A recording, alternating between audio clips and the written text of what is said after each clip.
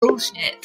Show me one thing where intersectional theory has been involved and not fucking ruined it. It's the misapplication of it. Really, it's just talking about, okay, well, it's shitty for this person because they're black, and it's shitty for this person because they're poor, and because they're female in a male-dominated That's area. an amalgamation of theories. It is not a theory in and of itself. The worst thing about intersectional feminism is that it fails to understand that just if a woman is black and female and gay, therefore she must be taken under the umbrella of feminism. Well, no, that person is unfortunate enough to have to deal with 3 different issues. This is this is what Job we were of talking. feminism. Yeah, this was what we were talking about. Trying to take over egalitarianism. Is that they've moved their, basically, if feminism was just in the West, for example, just concentrating on women in the West, they would have closed down already. So they've got to keep going. They're an institution now. This is feminism with a capital F.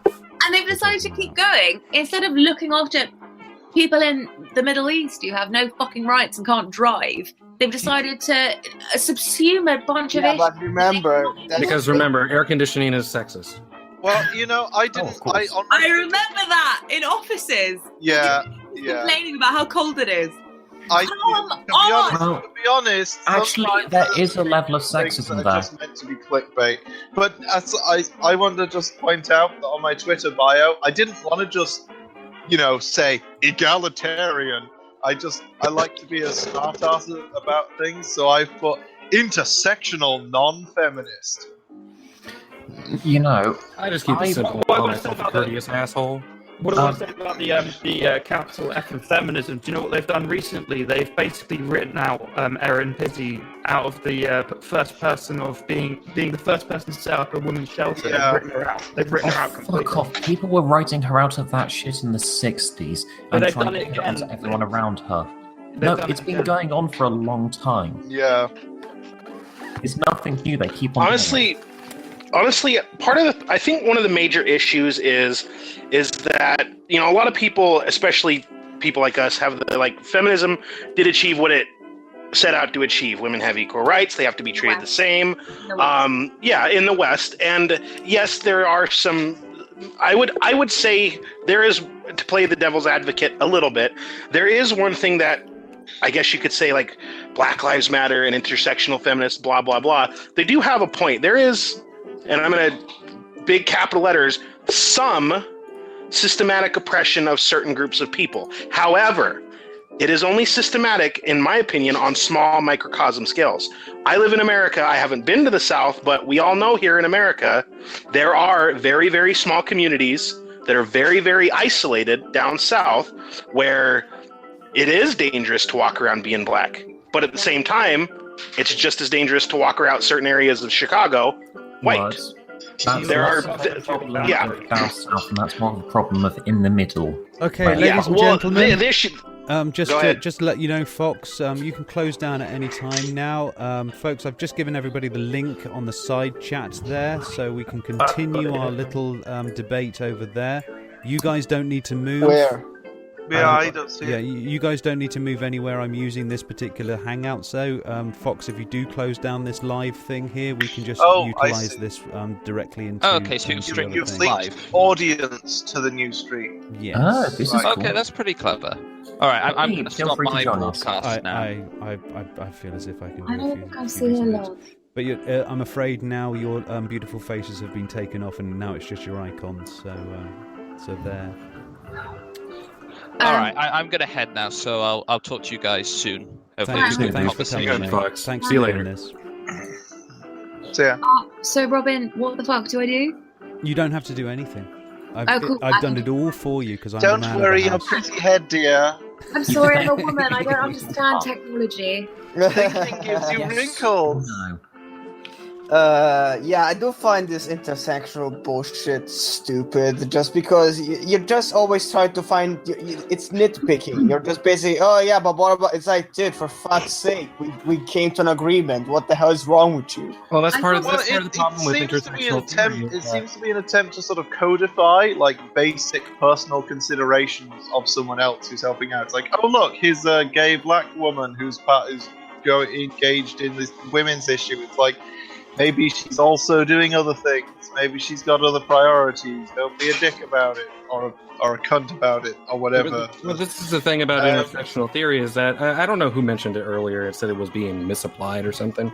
That was me. Well, no, it's not. The entire basis of intersectional theory is looking for a victim. It's looking for how am I oppressed? How am I victimized to some way? Do you know why I think that is? The earliest I've managed to people are just taking advantage. Do you know what? If you listen, guys, if you listen, let Robin talk. Yeah, if you listen, what they're really doing is they're bringing women into minority status. Because if you can imagine, what they're trying to do is they're trying to say that 50% of the population are now a minority. Because they look at minorities, go, look at all these poor people. Oh, don't forget us women. So it's my 2 cents on this. Intersectional theory is not just crap and ineffective and boring. It's also by its nature anti-feminist, because it makes women take on the problems of other demographics.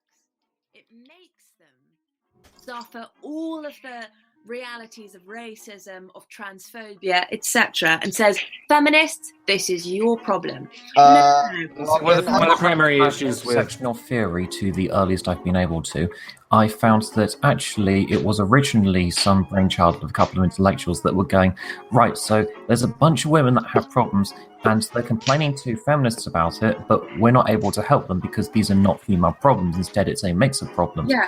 And it was basically a way to categorize what these problems are and try and figure out what they actually are dealing with. The thing is, 30 odd years have passed since then before intersectional feminism then entered mainstream feminism in the 90s.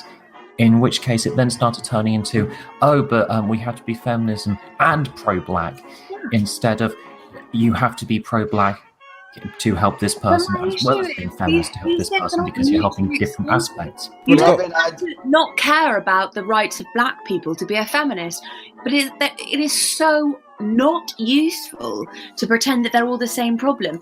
Yeah. In particular, it's feminism subsuming trans rights that completely fucks everything up. Trans people have a serious lot of shit to deal with. It's fucking difficult being a trans person, I would have thought, but it is also very different from the reality of having a womb and being able to get pregnant and doing all of the stuff that feminism is there to cope with, and we're having to take all this crazy shit. And I just feel like trans rights should be an issue. It's important, but they're not feminist issues. I would assume you're an expert on that, being a issue. woman on the internet, so of course this means you're actually a man. This is the problem with anything like it's infected with intersectionality.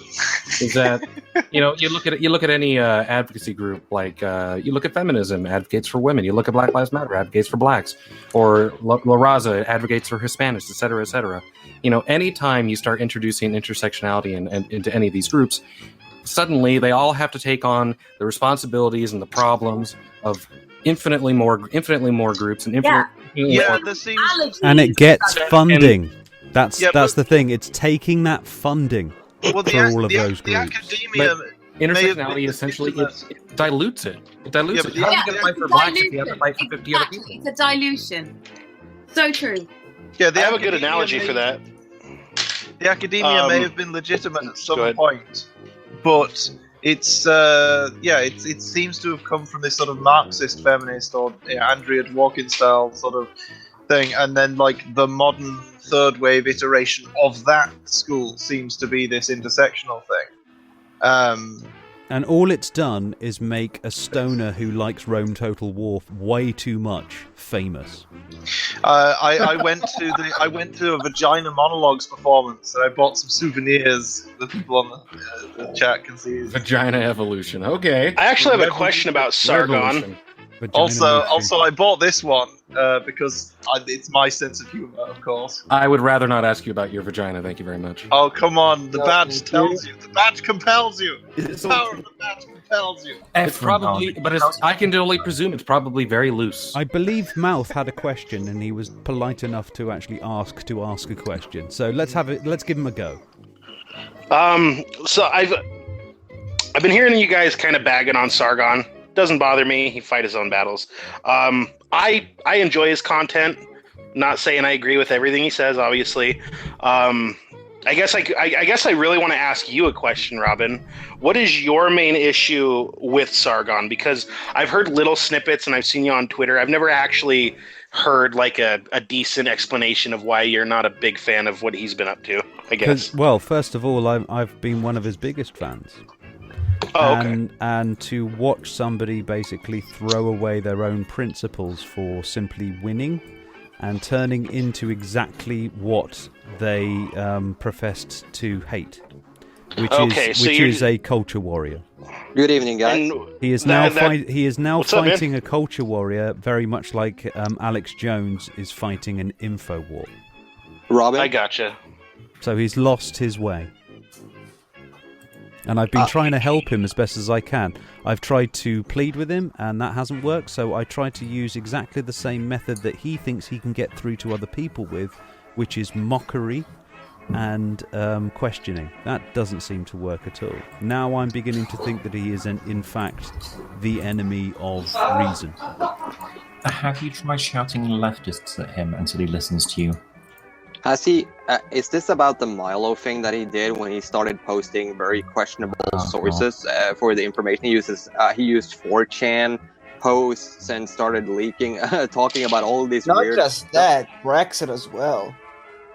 Brexit, Trump, Milo. Well, like I said, he has got himself to the point where it doesn't really matter whether it's true or false. What matters is, do we win?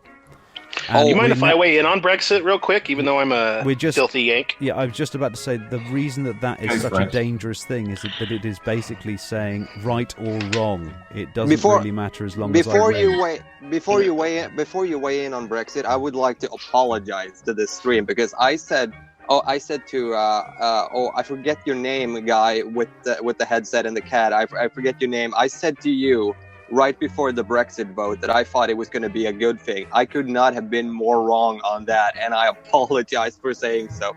It's been a disaster, to be quite honest. It looks like it's been a disaster. I've spoken to friends of mine in the UK. They are telling me a lot of crazy things that are happening over there. I mean, you can confirm or jump in if you want to say anything about it. But what happened was that I was told by a lot of people is that after the Brexit vote, you saw so much bullshit coming from the Conservatives about what they wanted to do, and apparently they have no plan. And the left in the UK doesn't.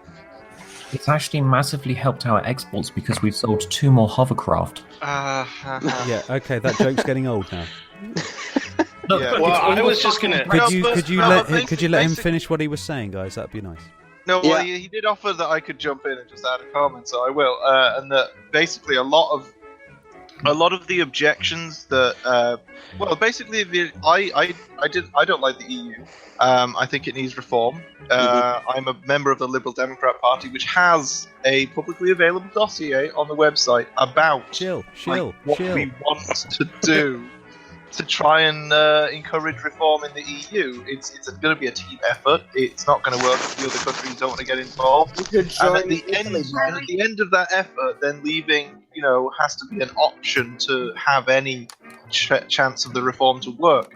But this referendum, it was basically the Conservative Party deliberately rigging the questions so that it would be a shit deal. They thought if they made the option of leaving a blank check, then no one would want to sign it, basically. Then no one would vote for it. But then they did. So now there's a blank check. I just can't get over the fact that right after the referendum happened, when the results was clear, you had David Cameron outside of Downing Street going, "Oh well, I guess I fucked this one up. See ya." And just bailing, yeah. Yeah. Can we have our American friend contribute on this point? Because which American friend? I think that was Mouth. Wanted to talk about Brexit as a. Thank you, Lydia. So obviously, I mean, my opinion on this is pretty minute because I'm not a Brit. But as I said, I have more than just the general American tie of, British is our greatest ally. It's part of my blood. It's in my family. So I actually do feel a kinship to everyone who is a native British person. And I basically had a point that I agreed with something, and I had a question about basically what the other side of it was. And from what I understand, the people who wanted to leave Britain, at least one of the major issues was they didn't like the fact that there were basically other countries and other representatives who were not British and probably didn't have the best interest of Britain in mind, setting up legislation and basically controlling how things in Britain happen. So you're saying it was an issue of sovereignty, in a sense? Yeah. If that's the case, I am very much, and this is one of those things that I have heard from Sargon that I agree with, I'm a bit of a chauvinist. I do agree. I think Britain should remain sovereign. Britain should be run by British people. It should be in the best interest of the British people. Yes, but this is the inherent xenophobia of that statement. Do you think that people in, say, California should have any say about how the United States is run? No. He's saying almost the opposite of that. He's talking about forgive me, I don't want to speak for you, my friend. I'm just saying you seem to be espousing a kind of American, in the sense of being very the way that American was founded, an American sort of individualistic idea as to sovereignty. And I think that you're right. I think that was why most people voted for Brexit. I don't know how most people voted for Brexit actually, but that's why I thought it was a good idea. And it was just to do with knowing what's in your backyard and And to be clear, I didn't want to. I made it kind of sound like I was like it did sound a little xenophobic. I meant that also by anybody who legally immigrates. Yeah. Oh yeah, I just want to include that. But there was an inherent xenophobia in there as well. Yeah, but only because he used the language that. No. What I'm saying is you said something like the British should be run by British or something like that, and that language is very incendiary. To be clear. I mean, no. Sorry. It's regardless of the language. It is basically, if you can imagine, I actually had a joke about this, which was basically saying you've got to feel sorry for David Cameron because he's got to say to all of his people, you don't want some person like several hundred miles to the south of you telling you what to do, and then he's got to turn around to the Scots and go, but you do. Yeah, but no. Oh, yeah. Can I please? I have to say something on this because it's so important to specify this. So much of the language around Brexit and so much of the language that I'm so sorry, I don't even know your name, American gentleman. Just call him Mouth. Michael. Mouth or Michael, it's fine. Right. Mike said kind of rings all these xenophobic bells because he said something about, British running British affairs. But actually what he means, I think, and what a lot of Brexit voters meant was nothing to do with those filthy Europeans running the show. No. It's just a question of people in a locality understanding what works in that locality. It's the same argument, with the state schools running schools. It's always a disaster because teachers know best in those schools. It's the same argument. It's just saying that the infrastructure of Britain is best understood by people who live in it. Including immigrants, including legal immigrants. Can I jump in here? Because let's let the new guy talk. Yeah, I actually been on this stream many times before. Oh, my bad. You're the new guy. I haven't met you guys before. Some of you I met. I met the person who hadn't talked yet. Yeah. No, I just wanted to say, I'm Norwegian, and we're probably one of the few countries in Europe who is not a member of the European Union. But we are a member of the European Economic Area, the EEA. That's what we should be. Well, no. That's what we are. I will speak in a minute. Yeah, I will. I just want to point this out because this is very important, and I just wanted to talk a little bit about my perspective on it because what's interesting about the European Union discussion, I mean, this discussion, we are actually having debates here in this country or whether or not to leave the EEA. That's a discussion that's been coming out. We want to leave the European Economic Area and start trading with you guys and other countries. But the reality of the situation, going back to the previous argument that you guys made about sovereignty, that is part of it. But I also would like to say one other thing that I think a lot of people who voted for leaving the European Union didn't seem to realize, and many of them didn't seem to realize this, is that the single market issue, how that would affect Britain's economy. Nobody stopped to think, okay, what happens, because this is going to be a hard Brexit. The Prime Minister just confirmed it will be a hard Brexit, which means you will leave the single market. Now, what is this going to mean for businesses in Britain who travel frequently to Europe, who travel in and out of the country? You're going to have a chaos. You're going to have a total chaotic system. This was a shitty way of leaving. If you were going to leave the European Union, you could not have done it in a more terrible way, because this is going to affect your economy incredibly hard, and it's going to be tough. Sorry to interrupt. You're just making such good points. I just wanted to reiterate, we needed at least 7-8 years to come up with a sensible financial situation. I mean, because it would involve making contracts with individual countries. Yeah. Absolutely. This is why it was so stupid, because essentially what we're doing is we're kind of going, we don't want to enter into some sort of trade union with all of these countries. Now that we're out, let's enter into a bunch of I wanted to bring up an deals example with all of these countries to trade with. I wanted to bring up It's an just example rewording of the a same business. fucking thing. I wanted to bring up an example of a business in the UK, and I actually know some of these guys personally who work in this business in the UK. These are the guys, every time there's a band or a rock concert being held anywhere else in Europe, you know which country they go to get help with the logistical support? Britain. Britain has one of the biggest corporations that travel around Europe helping bands setting up all these kinds of things, logistics, all this kind of thing. And what they actually said, that because of the new visa rules that will most likely apply to British citizens after leaving the EU, they will have an even harder time traveling through Europe, and it will affect their businesses immensely. Yeah, was that one of the biggest issues on the people who wanted to remain? Was they were concerned about how travel was going to be affected? It is freedom of movement, mate, if you can imagine. Freedom. Please, shush, Ethrin. Shush. No, you keep talking all the time. You're ignoring my views on this. I know, you're a terrible human being. No, the thing is that you talk about sovereignty and stuff like that. People keep on going sovereignty, but nobody had lost any sovereignty. That's the thing. What they've actually done is they've lost freedom of movement for ourselves, but also freedom of movement for other people. If we join the economic region, have to follow EU rules, join the Shanghai zone, but leave the European Union, we've lost a fuck ton of sovereignty. Zone? Shanghai's another place, mate. How could you say that? Whatever. How could you say that? If we leave the EU but stay in all of that stuff, we're basically going, we're still going to follow EU rules, but we're not going to have a say in the matter. That's the thing. Us. At the moment, we have a disproportionate amount of say in the EU. Yeah, and the hard Brexit thing, the way that this is going at the moment, they're basically using the people that live in the UK as a hostage.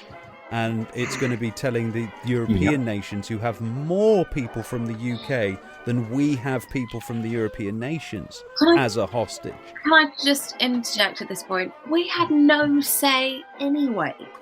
Really? What about your case? All right. The European Union has to dissolve itself. Okay, it's Ethrin's turn. Go on, yeah, Ethrin. I've been sitting here quite patiently, I'd like to think. Not recently, obviously, because I'm beginning to lose my patience. But as I said earlier, I'm a nationalist. And I voted Remain. Because... Yes. Now, hear me out.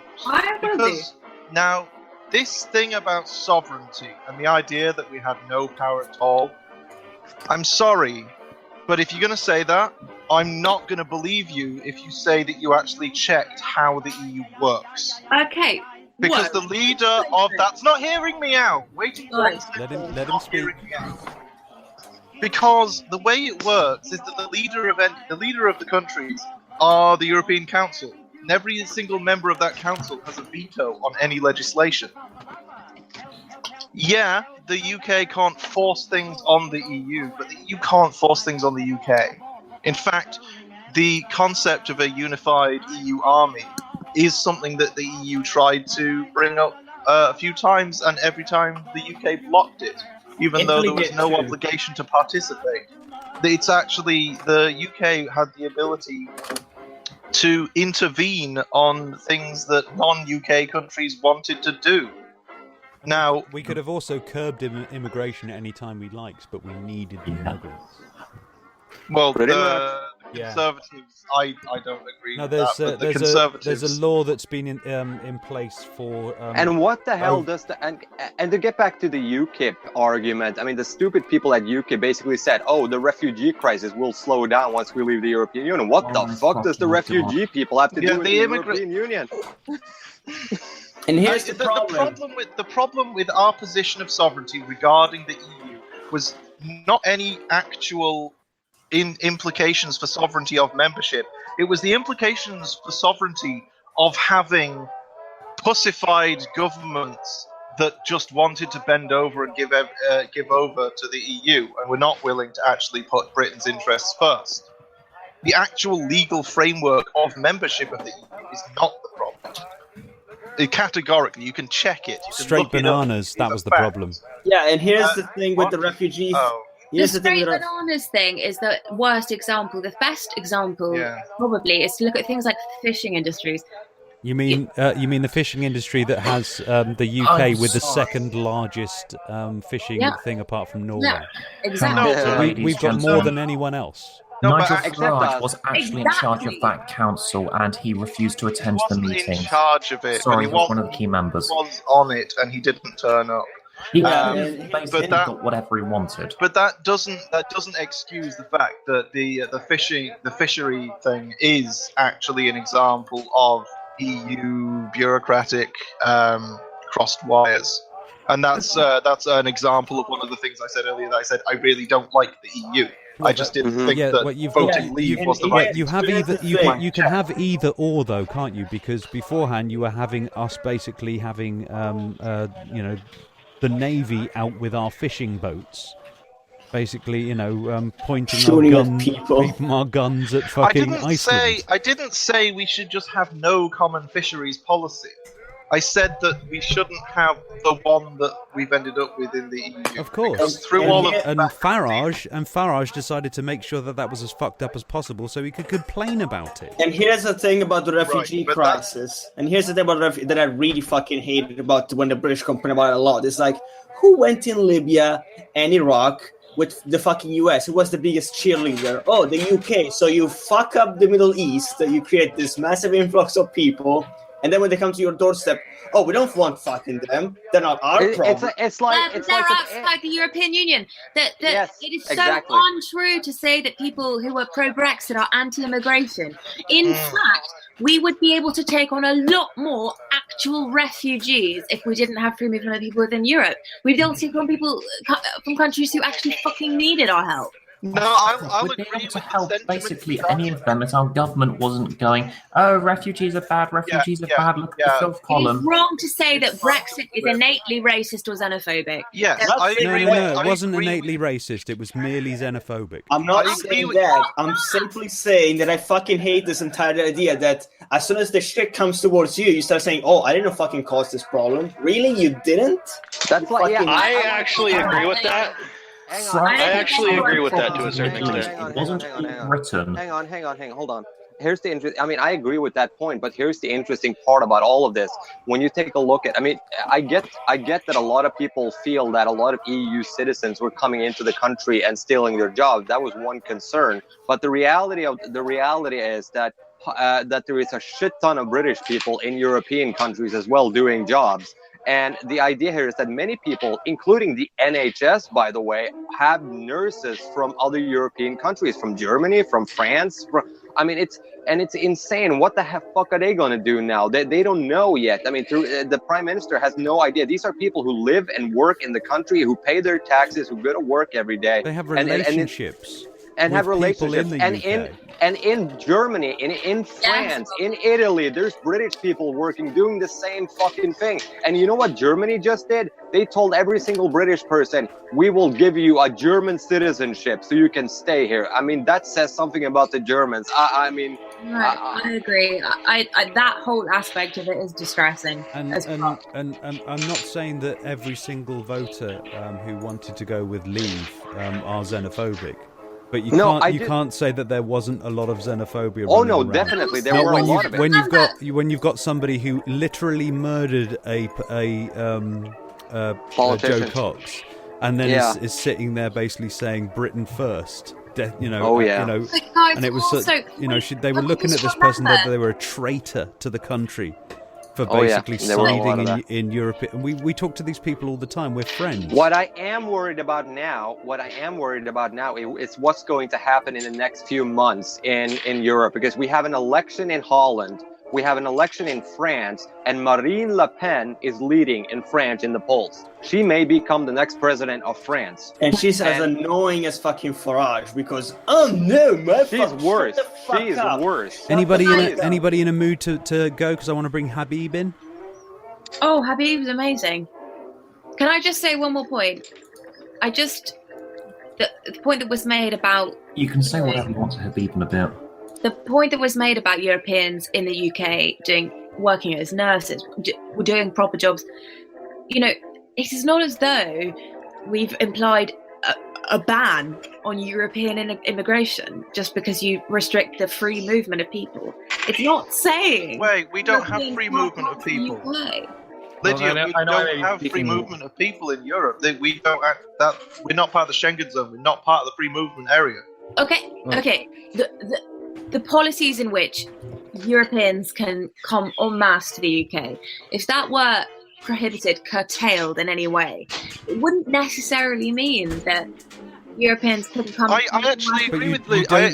You don't need to leave Europe in order to do that. Yeah, Lydia, I agree with you. I agree with you about the normative point you made earlier about it's not necessarily about racism and that it's an unfair pejorative, and about restrictions of movement, sensible policy. I'm not bullshitting when I say I'm a nationalist. Please understand that. It's that I didn't want to leave. I didn't want to write a blank check for a government which I perceived to be the problem. The membership of the European Union is not the problem because it does not place any restrictions on us being able to do these things. Yes. It's our government refusing to do so. Absolutely. I like you said about it, the removing the free movement option or possibility would possibly allow more refugees to be taken. Maybe that's true, but that's about as... if you'll excuse me, that's about as vapid as saying that 350 million was going to go to the NHS. No, it's not as because vapid. we know who was going to make that decision. No, I agree that it's a completely hypothetical point to make. It only makes sense if the government were committed to actually doing that. But that's the thing, though. It wasn't just Brexit on principle was not racist or xenophobic, and you equating it to the frank lie about the NHS and their funding is not okay. I mean, they are different points. No. Look, you. The way you reacted when I said I voted Remain, that's the kind of thing I'm addressing here. Not the. I'm not trying to revert the normative point you made. Refute. I'm just pointing out that referendum, if that referendum's option was, should we adopt a 10-year plan at the end of which we will be in a fit state to make a realistic decision about whether or not we want to remain in the EU? Yes. I would have voted for that. I would have voted for that. I would have been out on the street. I've been knocking on doors and I've been saying, "This is the plan we want." Because so what's the current plan? You're leaving in 2 years. Yeah, that's the exactly. They don't even fucking know. No. And the problem is, for me, we're having a constitutional crisis, and if we allow any of this blank check writing bullshit to pass, this is the thing with Britain. We've got an unwritten constitution. It's all case law. If we allow Theresa May to have a blank check on the terms of Brexit, we don't have a constitution anymore. May I just say, and here's the name problem Esrin? I don't know how to pronounce your name. It doesn't matter. What I'm saying is I did vote for Brexit just, and I fought over it for months, but I didn't vote for this Brexit. I mean, to me, the problem... But I had no illusions. I knew that there was no choice. If you voted for a Brexit, you were voting for any Brexit. That is what that vote and perhaps you're right. I mean, I had a very different idea of how this shit would go down, and in hindsight, quite a naive idea, because the shit... I'm sorry, Lydia, you left your door unlocked, basically. That's what you did. You left your door unlocked. I voted the right way that I felt was appropriate and good, but it is embarrassing. Yeah, like it's embarrassing for a lot of people who voted Brexit. It's very difficult. It's how very badly this has gone. Like it's really. I admit. I'll say this. You're very brave to actually come out and say that you've really been duped. Yeah, you've got to be an idiot not to admit that. Like you've got to be, but you've got to stand by your guns as to why. This is one of the points that I'm trying to make on this one. This is why when Mouth was saying about sort of like people kind of going, why you got it in for Sargon and stuff like that. It's like because I'm watching somebody who is too proud to understand that how stupid they've been. And that they've actually basically fooled themselves into, with all this, and I would say that he's been stupid, but I also know that he's been clever, and he has actually lied by omission. Things like, for example, being say the with that Brexit the movie, he didn't say a goddamn thing about it until after the referendum, where he then spelt out that it was bullshit. So he knew exactly what he was doing. And Lydia, I will say that this: is a liar by omission. And this is coming from an Italian. When I looked at Brexit, I thought because during the entire campaign, I think they were marketing as sort of a soft Brexit. But then afterwards, it was kind of like, okay, we're going to go full out on this. So this is why I think a lot of people are duped. It's kind of like, okay, we're just going to leave the EU membership. We're still going to be in the single market. But now it's like, nope, we're going to cut everything off. Yes. If someone had told me that Brexit meant leaving the single market, I would have said, fuck no. But everybody too was late now. But a lot of people just got to shut up and go with it. That's the thing. You've got to shut up. Hang on. I remember distinctly because I was actually in the UK a couple of weeks before the vote happened. And here's the interesting part about this. I remember walking through the streets of London, and there were a lot of people in bars, in pubs. People were just talking about it. I mean, it was all over London, and people were talking back and forth. Okay, we are going to leave the single market. You know that, right? I heard that discussion many times. There were a ton of people who were aware of that. That was going. Fear, and people were also. People also were saying that the idea here is that that if we leave the European Union, the other European Union countries are going to make life a living hell for Britain to make an example out of Britain, and they have done just that. And what is happening right now? You're seeing far-right politicians in Europe, anti-EU politicians may be elected into office in Holland and in France. And what is happening right now is that they are trying to get elected to see that to get the same shit going. They want the European Union to die. They want every single part of the European Union to die, but nobody has really fought out the consequences. So I urge everybody to look to Britain, look to what is happening right now. Your point is so pertinent, because I think that if one said to people who are going to vote Brexit, okay, if you vote Brexit, it's the end of the EU. Yeah. If they had any sense of how catastrophic the kind of effects would be, they just wouldn't have done it. And there's loads of reasons to regret Brexit, but there's also reasons to stand by your guns as to why, in theory, it was a good idea. Remember, we are also part of the single market. Norway is also part of the single market right now. We are a member of the EEA, which makes us a part of the single market. Now, we trade a lot with the European Union, and that's part of the reason, because a lot of the nationalistic discussions that have popped up here in Norway right now is after the Brexit. The pro-leave EEA campaign is looking to Brexit, saying, "Oh, look in Britain, it's been a great success. They're doing fine." No, they're not. What's so ironic? It was so ironic how much chat there was about emulating Norway and about emulating various Scandinavian countries. Absolutely, so many Brexiteers were just being like, "Let's do the Scandinavian thing." It's all about middlemanning everything. These people are built on middlemanning everything. So they are trying to create jobs for themselves that basically means expense for everybody else. But Robin, you don't have a legitimate criticism, you're just a Ramona. No, of course. I actually at the outset, when it was when the referendum bill was passed, obviously, given how surprised many would be, nationalist voted Remain. What? It won't surprise you to know that when that referendum bill was passed, and I heard we're going to vote on it, I was planning not just to vote to leave, but to actively participate in convincing others to do so. But skepticism. all of these claims the Leave campaign would come up with, and it's like, oh, no one understands how the EU works. We had a chat, didn't we, Earthrin? We had a chat and we had a The bet most with each other. Google term. The most No, we didn't, Google. Robin. The most This is Google something Robin term likes after to say. Brexit. Well, you and I were talking about it, and you said that you would go and have a look at the Leave campaign, and I'd have I'm fairly certain I never told you this, Robin, but Yeah, we it's did. a fun story. Yeah, we did. I remember the Okay. conversation. Oh, by the way, the most I don't. Google Just because term. you're forgetful. The Of course. most Google term in the UK after Brexit was Oh. what is the EU What is and the how does the EU? EU work? I remember that. Yeah. After the fucking After vote. Brexit. Afterwards, I know. It's like, oh yeah, we left. Wait, what did you Why? Wouldn't that kind of be like an American like ending up having to Google after some big ass vote? What is the Constitution? Yeah, Yeah. that would be Americans trying to work out what the federal government is. I have to after say, the Britain, revolution. Britain, your name is hindsight. Speaking of Americans, actually, I wanted to jump in and say something because you guys were talking about how basically Lydia felt duped after her vote because what you had voted on didn't end up being what you thought. Trump. It's funny you say that. So I watched that Sargon video where he was talking about Trump's threatening to deport people to Mexico that weren't originally from Mexico, right? Mm-hmm. Did you guys hear that? I did. Yeah, they were. Wow. Interesting point.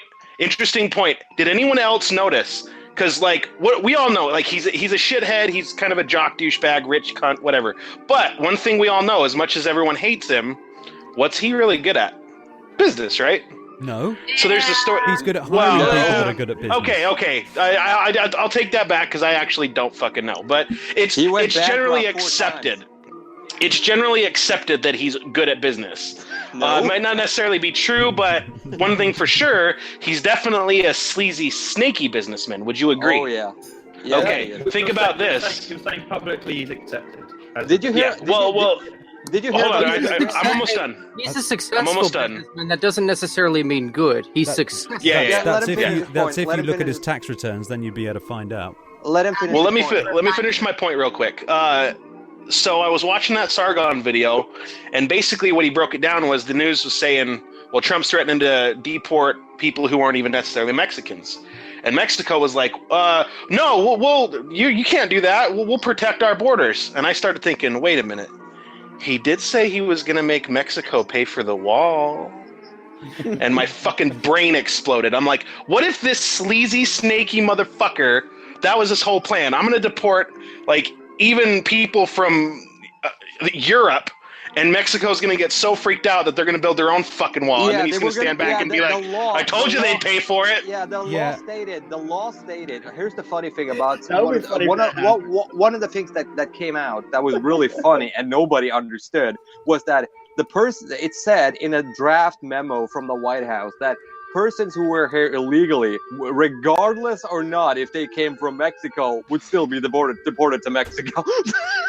That actually kind of destroys the only thing good that I thought would come of So it. if you come from Britain and you're in the country illegally, you go to Mexico, motherfucker. But did you guys know How you this? doing, Habib? Yeah, did you guys know this? But that as far as Mexico is concerned, they don't. You actually have pretty much 0 in, 0 out on that sort of front. The amount of people coming in and leaving Mexico, you're at 0. There's no deficit either way. Also, there already is a wall protecting the U.S. border, and that wall is Mexico, because most immigrants coming into the United States are not actually from Mexico. They're from Central America. they're from Central America. Mexico is actually that wall between the United States and the rest of Central America. That's the reality. But there's so much. This is all after the fact, guys. You see, this is when everybody sort of starts listening to this information. Captain Hindsight. Yeah. And this is the state that the world is in, and we're talking about supposed skeptics that had people are sitting there kind of going, oh yeah, these people are looking after my interests. And it's like, no, they're not. No, they're not. They're lying to you. It would be funny if Trump's plan actually worked and Mexico actually built the fucking air side. I hope that. I mean, that kind of destroys the only positive thing I thought was going to occur from the building of the wall, which would be that American workers would be paid for the building of the wall. Yeah, that's a fair point. Well, I mean, if I had to be perfectly honest here, I'm not a Trump supporter or anything like that. I certainly wasn't a Hillary one either, but I do rather enjoy the idea of the wall, just because I figure if Trump's really serious about we just made it 10 feet higher, I'm waiting until it gets to the point where they start making it 100 feet high. And I'm a little interested in fencing now. Oh no, I'm talking about a big ass fucking wall. and I mean like 100-foot fucking wall, just like super complex and all that kinds of shit. And I'm only interested in. I love the fact. I'm only interested in. I love the fact. I'm interested in this. I'm interested in the concept of this wall as the new Mount Rushmore. It's like the new vacation spot. About the wall. I love the fact that Trump said that Mexico was initially going to pay for it, and now it's the taxpayers who are going to pay for it. And here's the funny thing: you have every single Republican in Congress right now looking at the Senate House Appropriations Committee, looking at each other, trying to figure out where the fuck are we going to get the money to build this. The DoD. Honestly, if I'm going to be 100% honest, I have a girlfriend, and I think I might be getting a minor crush on you, Lydia. Hey! Anyway, on that real quick, I actually really enjoyed joining you guys, but I think I need to get going and head up to my lady's place, unfortunately, because we're not living together.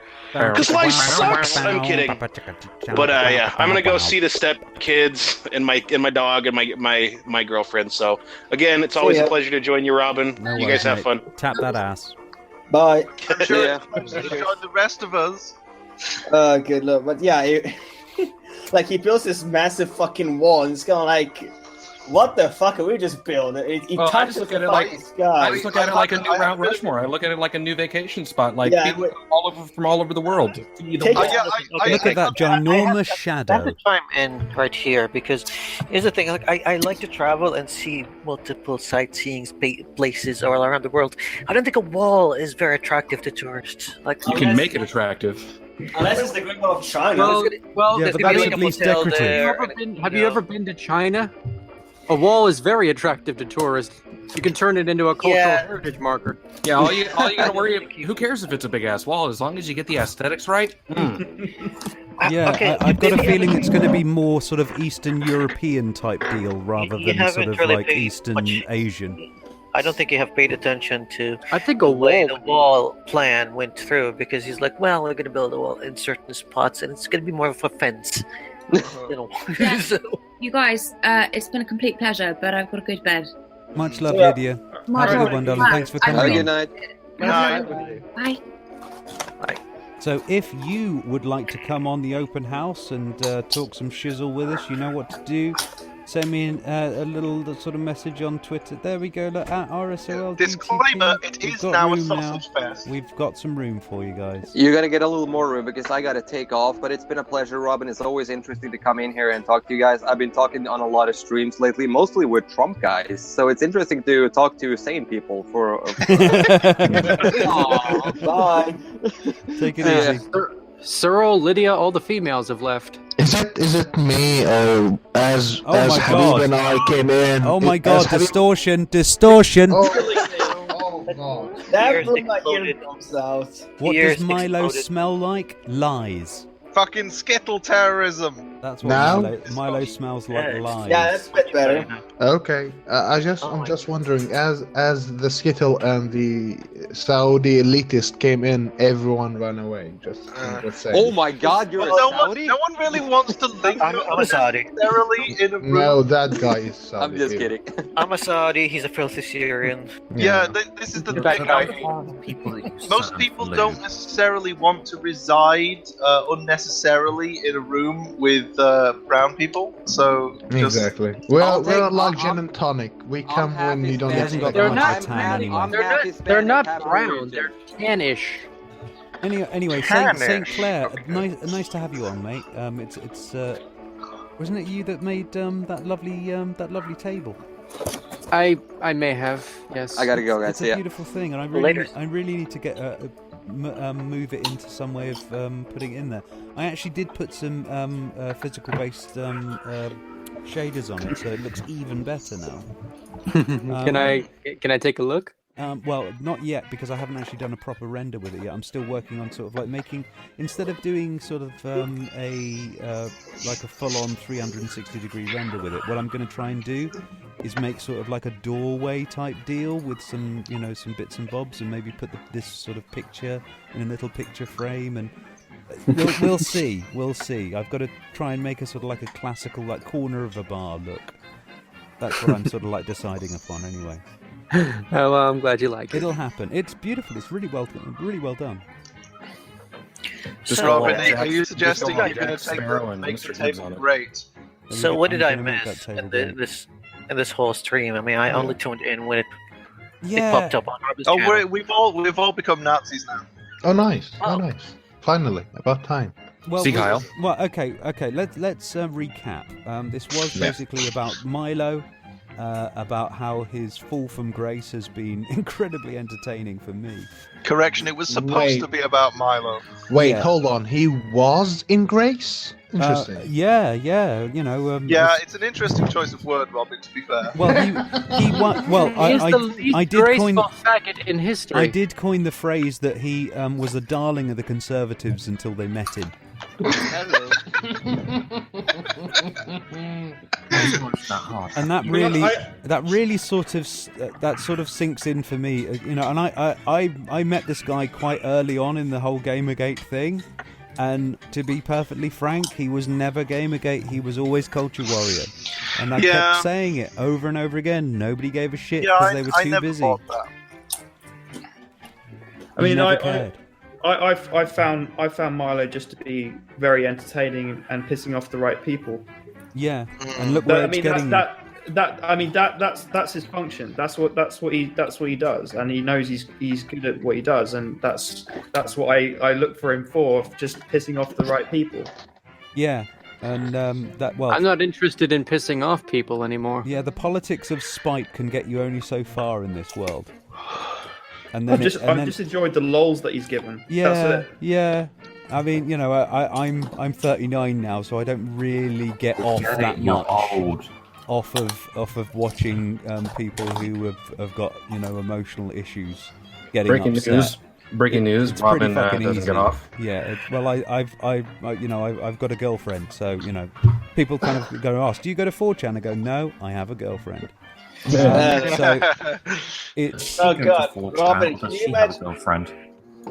And she's Polish, so I'm actually quite worried about what's going to be happening with Robin, can you imagine the Conservatives when they first met Milo? Oh shit, he's gay. What the fuck do we do? Yeah. He's a faggot. Robin, are you saying that you're quite worried that you might have to get married? No, I'm worried that I may have to kill a policeman when he tries to drag her away. I see. But wouldn't a legal marriage actually annul that threat? Well, it doesn't actually work in that way. You've still got to go through the whole citizenship thing anyway. Right. Yeah, you can't do marriages of convenience. Here's what you do, Robin. You and I kill Farage. Like, we torture him, and then we kill him. And then we send the fucking... Come on. As soon as you've abducted him and put him in a warehouse with a bunch of implements of torture, you're going to have a fucking queue of people going... hang on, you're not going to finish him off yourself, mate. I mean, I want to have a crack at him. Yeah, I'll save some for me. No, but actually, we're going to put a fucking sign. Okay, guys, hush, guys. Just to for King Sundew, in order to when you're doing this whole sort of marriage of foreigners and all this sort of business, you've still got to do the naturalization thing, and you also have to be earning over 37 grand. I know this mutual friend of ours. He's engaged to an American girl. He's from the UK as well, and every time she tries to visit, they get into trouble getting her a visa. So even though that's the whole Brexit thing, Article 50 is not yet invoked, there is still trouble to get people to travel in the UK when they're just protectionism is somewhat of an infringement on human rights a lot of the time. I know that a few months ago she was trying to visit, and they tried with the visa a couple of times. And then they kind of gave up. They're like, well, you know what? He just packed a bag and went to the US. It was a lot easier. Have you guys seen there's this tweet from Sargon that says Trump should hire someone to do talking for him, and there's this link to a passage that says Trump's decision in his latest jab at news outlets, which he has attempted to delegitimize by labeling fake news and dishonest. I love the First Amendment. Nobody loves it better than me. Nobody, Trump said Friday at the Conservative Political Action Conference. But he forget to know that it's got freedom of the press in it. Yep. Well, yeah, I mean... Yeah, but freedom of the press only applies to Fox News. No, here's the there's saddest thing, yeah? Around it, though. And once again, Sargon, you're a fucking idiot. You cannot go and compare the press talking to the President of the United States and try and put it up next to sort of like CPAC deplatforming fucking Milo. You petty bitch. It's not the same thing in any way, shape, or form. Hold on. How did he even start to compare those? Well, it's the same thing. They deplatform the guy, so they deplatform the press. It's the same thing to his head. What? Because, yeah. Here's the thing. Real politic, this is. Well, he doesn't seem to care who perpetrates what. He just, as long as an event took place, he can avenge it. My least favorite comparison was the attempt to compare the situation that happened with Felix and the situation that happened with Milo. Oh yeah, that was the worst. Yeah. Because culture war, you know. Yeah. About the culture war. To be fair, can we call BuzzFeed like media? Well, yeah, I mean, BuzzFeed, they have a news outlet, and the news outlet, it is kind of shit. Well, if I had to be charitable, I wouldn't call BuzzFeed news actual exactly. That's what I was saying. News. Considering I think what's the most popular stuff that BuzzFeed really puts out? You know, what does a $200 hamburger taste like? Hey, Robert, check out the thing I put in the chat. I mean, I want to mention this. I want to mention this because I think it's important. After Sargon started talking about PewDiePie and comparing it to things that were happening with Milo, PewDiePie actually linked to a few of Sargon's videos, and Sargon has had a huge increase in traffic because of it. Oh, dude, I've noticed a massive agenda to go, notice me senpai, notice me senpai pewds. You know, it's ridiculous. Well, they were doing it to Sargon. Everyone does it to Sargon as well. You know? And everyone does it to Crow, everyone does it to anyone who's got more than 10,000 followers. It's just a recognition that Sargon is kind of, I guess you could say, unfairly trying to shoehorn in this issue that's happened with Felix into his own culture war thing. Yeah. And he's benefiting from it. It's like I said, it's his own version of patriarchy theory. How do you get to that? What I mean is that, you know, patriarchy theory is really just basically, you know, shadow boxing. He sees political enemies everywhere. All right. Yeah, he is a paranoid conspiracy theorist. Yeah, it's like Joseph McCartney. It's like, oh, communists are everywhere, so we must round up anybody that I suspect is a communist and then give him a fake trial because we're totally not like the Soviet Union. Yes, you are, you fucking drunk dipshit. I am not now. I don't think you should compare Sargon to McCarthy. Well, when you're talking about somebody who's supposedly a free speech activist saying fuck all, when this person is basically telling the press that they can't turn up, and you say, well, no, they can find out at secondary, and they can't question the president. Well, no, I mean, well, sure, you're not a free speech advocate. You're not a freedom of expression advocate if you block the press from attending your convention, your meeting, I guess you could say. But you're also not a free speech. In the same vein, you're not a freedom of expression advocate if you block somebody on Twitter. So, I mean, perhaps the negative connotations of this should be lessened a bit. That is so obtuse. It's a full circle. You are talking about the press corps and the President of the United States, and you are comparing that to some troll on Twitter. Can you see the difference? I think the main problem is you made a fucking The President of the United States thinks of the press in the same way that you think of some troll that you're blocking on Twitter. Yes, and that's the problem with the President rather than Twitter here. Yeah. Yeah, the thing is, like, if you notice that he... Okay, let's look at the people that he blocked. The Guardian, the Huffington Post, all the lefties kind of websites and outlets. But he also blocked Politico. And Politico doesn't really have an official leaning. No, but they fact check. Yeah, they that's their whole spiel. They've just fact checked. And if you look at their posts, like, there's a lot of their posts that were anti Bernie Sanders, because they fact check his stuff, and they're like, yeah, well, this is false, and this is false, and this is not correct. They have a lot of pro-Trump stuff as well, because they fact check some of his stuff, and they're like, yeah, well, you know what, this is actually factual. So, but the idea that he blocked them is not just because he's against the lefties.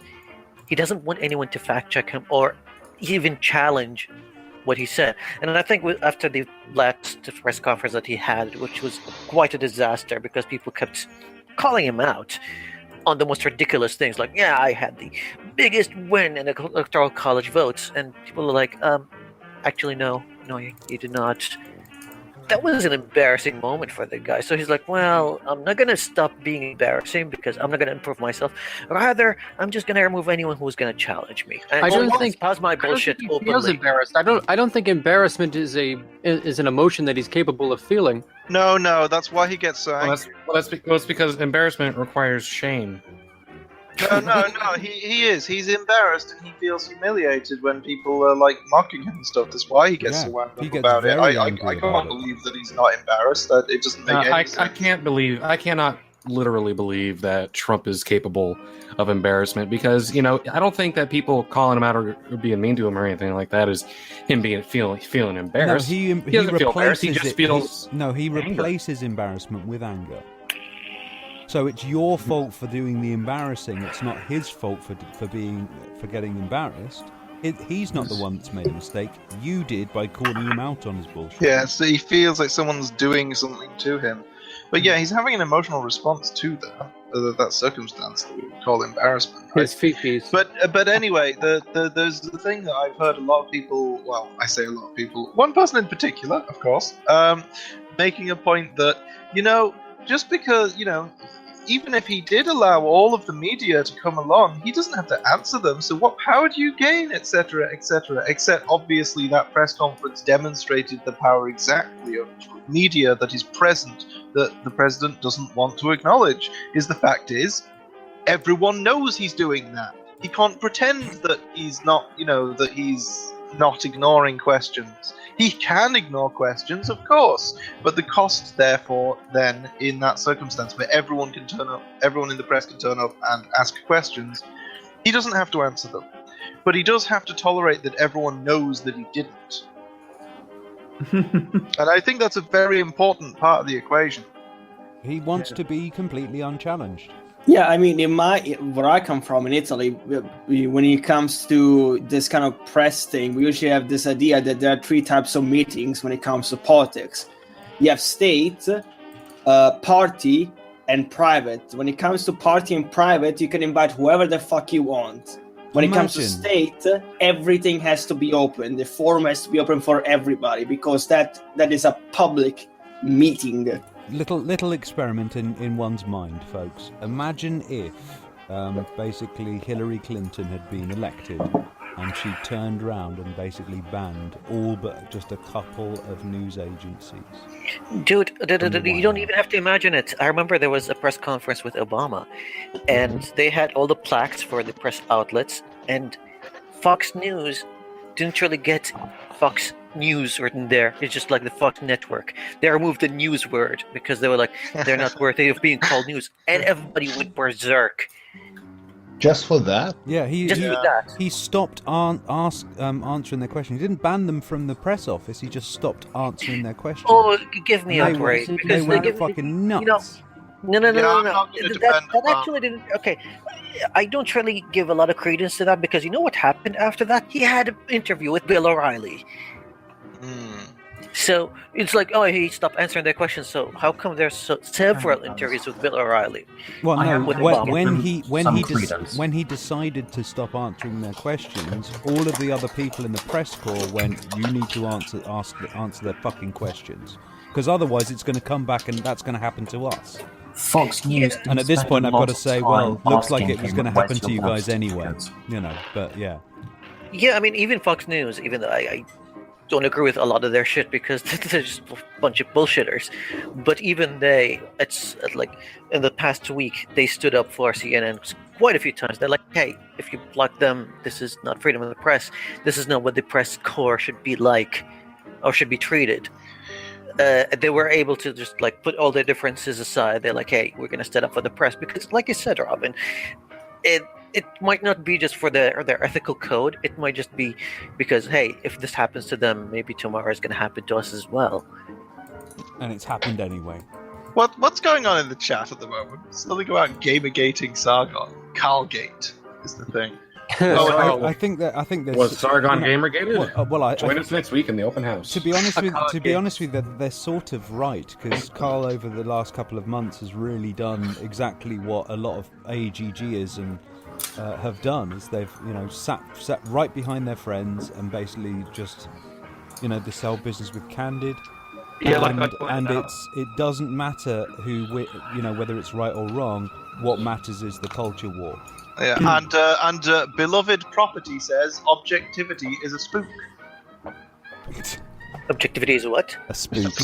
Spook. And that was said by my beloved That's property racist. nihilistic pillow. I'm sorry, but spooks are spooks. Mm-hmm. I was just gonna mention that the thing that I'm like a bit like miffed off by is that you got all these videos from Sargon's how he's defending Trump from like false criticism, but then there's no actual criticism of Trump. Yeah. You remember the whole thing about pre-Gamergate, gamers versus feminist stuff, of where Anita Sarkeesian going, games should be like this. The number one rallying cry was, well, if you think that's how games should be, why don't you make them? And now, what's all of the fucking noise about basically defending Trump by the back door, going, well, this criticism about Trump is wrong. And it's like, well, if you don't like the criticism currently being levied at Trump, you know what you can do. Make your own. Have you seen the ratings of Thunderfoot's videos when he goes on about Trump? It's about 50-50. They are literally brigading. This is brigadiers. They're literally trying to make they're trying to paint a narrative here that he's popular. They're trying to bullshit you into thinking that he's popular. It's like I said earlier, the die-hard Trumpies are the fucking idiots. They're just SJWs all over again. No, I mean, I'm followed on Twitter by a lot of Trump supporters, and even some of the diehard fans of Trump were not able to defend him with the press thing. I mean, I was having a conference. I tweeted something like, Trump is going to be the new Steve Shives. He's going to just block people all over. That's a good comparison. Sargon's the new Steve Shives. Oh yeah, he's been blocking. Oh yeah. And one guy was like, you know what? I mean, Obama did the same thing when he stopped answering Fox News, and I was like, no, he stopped answering them, but look at all the interviews with Bill O'Reilly that he did, even after the fact that he stopped answering them a couple of times. And he's like, yeah, I know, it's not about whataboutery. This, like, Trump took what Obama did wrong and made it 10 times worse. And this is a diehard Trump supporter saying that, I can't defend him. He's just doing much, much worse than my political enemy, which is Obama. Could have told you. Apparently, Nihilistic Killer says right now Shu is attacking Thunderfoot. Do you mean literally right now on Twitter? Right now? They always have a back and forth. All right, I just want to point this out, and it's a little off topic, but I think it's still funny. I do want to get one of those face morphing programs, and I want to combine Sargon and Steve Shives, and see what let's see what kind of unholy marriage can be culminated from it. Oh yeah, Steve of Akkad. Steve of Akkad, yes. I'm currently editing. Or Sargon of Shives. I'm currently editing a quite. That sounds pretty gay, dude. Or Steve Swindon. Oh, that's low. Anyhow. I couldn't do that. I'd piss off all the people actually named Steve Swindon. Exactly. No one Yeah, is it's probably named a name. Steve of Swindon. There's Oh, Steve that happens to reside within Swindon, but he's not Steve of Swindon. Oh, okay. Here's a question. How many times exactly Sargon said, I'm not a Trump supporter? No, this is the thing. Twice every video. I keep having to clarify this. Sargon's claim isn't that he's not currently a Trump supporter. His claim, I mean, perhaps I'm wrong, perhaps he's revised this, but at least after the election, his claim was that he's never been a Trump supporter. Yeah. Yeah. Well, I used to say that Sargon isn't alt-right. He just retweets them. No, didn't we have a joke that he's not alt-right, he's alt-shift right? To be honest with you, I'm beginning to think he's fucking edgy at this point. He's just basically just dog whistling. We keep talking about what Sargon isn't, but what is he? He's a classical liberal, don't you know? Yeah, that's He's a That stoned, paranoid kid in Swindon That's a meaningless who suddenly statement. got fame. It's a subsection of conservatism, but because it has the word liberal in it, and Sargon doesn't know fuck all about politics, he thinks that it's liberalism and therefore. So he's left wing for the 1770s. Got it. Yeah, hang on. He did pronounce realpolitik correctly, so he must know what politics is. No, Robin, you can't. I know you're an older chap, but you can't trust this anymore with the internet. Because every time you Google a word, you don't just look up the meaning. Little button that plays it for you. Ah, right, okay. Oh, guys, I've almost hit 500 views on my second Hey! All I hear when somebody says I'm a liberal, happened, Robin? I'm left Well, we wing. thought we'd make him famous. I think probably Sargon's. Can you link your channel? I'm probably Steve? sure that Thunderfoot has more to do with that than this stream. But yeah. You can make it 500. Oh, St. Clair just dropped. What, did he say bye, or was he asking? No, he's a rejoin. Oh no, here we go. Give yourself an F5, by the way, Stone Cold, because you're going all blitty. Oh yeah. Oh great. But I just wanted to say I didn't want to plug myself on your stream. It's not fair. No, that's perfectly fine. Look, the open house is a plugging stream. I invite people who are, I'll call you lesser YouTubers, onto the stream so that people can actually find you. Doesn't Habib have more subscribers than you? That's right. And he's still and yet he's still a lesser YouTuber than me. Yeah. Okay, great job, YouTuber. Great job, So YouTuber. you guys, everybody Robin. watching should totally watch my channel right now, and you can find it at. No, just Robin. I actually uploaded a video while. Shut up, you're my bitch, Habib. No, hold on. Let me just say this. Okay, I'll give you that. Maybe you're a bigger YouTuber because you've been at this for a longer time than me, but I am a bigger man than you. We'll have to measure our penises when we meet. Yeah. Will do. I mean, remember that I'm going to be the one paying you, Don't too. cross the streams. I got one. You Robin is basically a midget. He's like. Hey, we need a judge. Zero can be that judge. Everybody's a midget compared to you, so you're like Shut up, you ridiculous. fucking halfling. It's like talking to Gandalf. It's not my fault I'm better than you. You're not better than somebody if they have to stand on a stool to make out with you. Yeah, at least I don't have to be long-sighted just to be able to tie up my shoelaces. No, you just have good eyesight. Well, how tall are you, sir? Still, I'm only 6'4". Oh yeah. Oh. I mean, that's tall. And but he it's wears like... heels as well. Oh, that's hell. Look, I only have one pair of shoes that have a heel, and they have a 1 centimeter heel. I'm trying to imagine a guy trying to have sex with Cyril. It must be like a beagle trying to mount a German Shepherd. I mean, you always give it a try, see how you feel. Can't really tell when you're on camera, like how muscular you are, still. But you just think you ought to. It's a courtesy. You ought to make sure you've got a decent lifting capacity. Right, so guys. This is a debating channel, not a dating site. I just talking to Searle about basic courtesy. But I was really enjoying all of this. I mean, why? I can Robert, tell. We understand there's a debating channel, and that's why we're debating the logistics of dating. We're the master debaters. Right, you get on with that while I take a piss. The open house. Intellect, debating, hooking up. Welcome to the open house on this week's Mass Debate. Pick up artistry. Come for the issues. Stay This week's for the issues. Come for the issues, stay for the coming. Yes. Come for the issues, stay because you have issues. Yeah, there we go. Yeah, I didn't know how else. I was trying to make that same joke, but I The didn't straight to gay ratio on this panel seems to be a bit high. Oh, that's in favor of gay. That's just because of just how straight I am. Who's got the music? Y'all are making me feel kind of oppressed. Didn't make any sense. Look, it's gay privilege, whatever the fuck that is. Hey, it can't be gay privilege. You don't see me sucking off my boss for a promotion here, do you?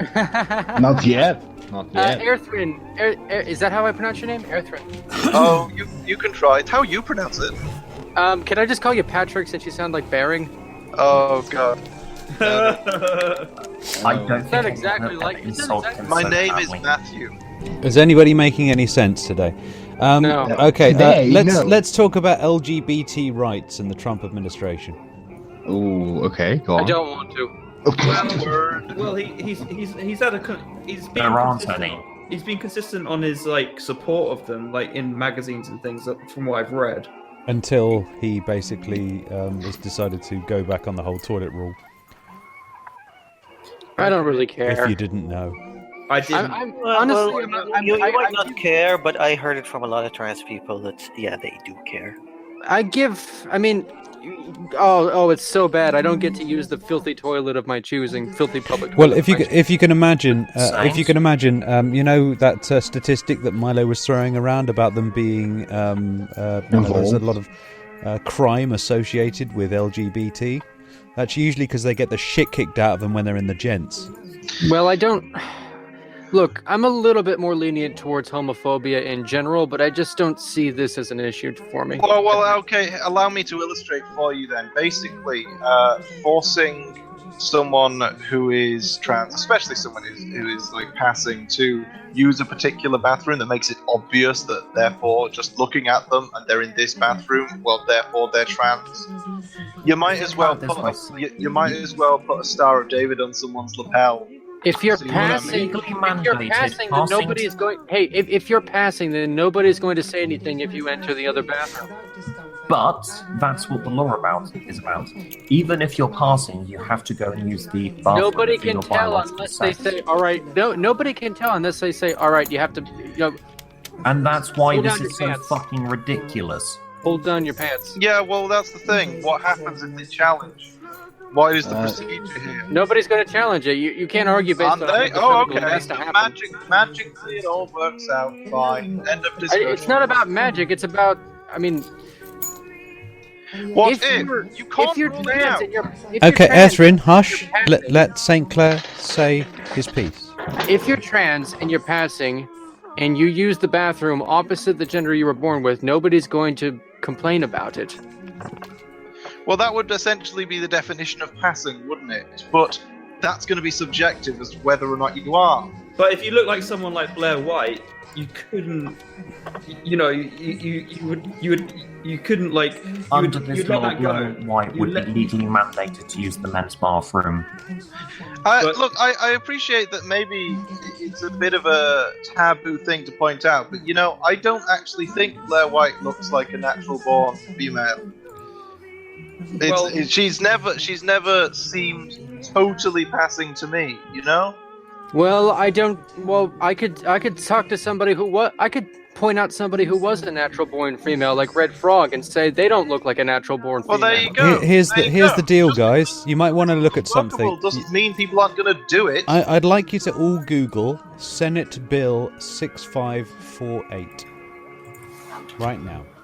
I don't even know why I'm arguing about this because Please do, because this is where things are leading right now. Okay, say again, Robin. This is Senate Bill 6548.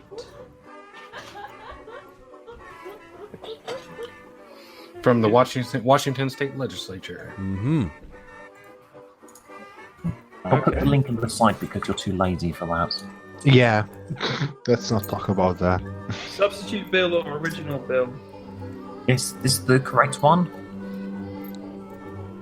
Original bill or substitute bill? Title: An act relating to allowing the use of gender-segregated facilities.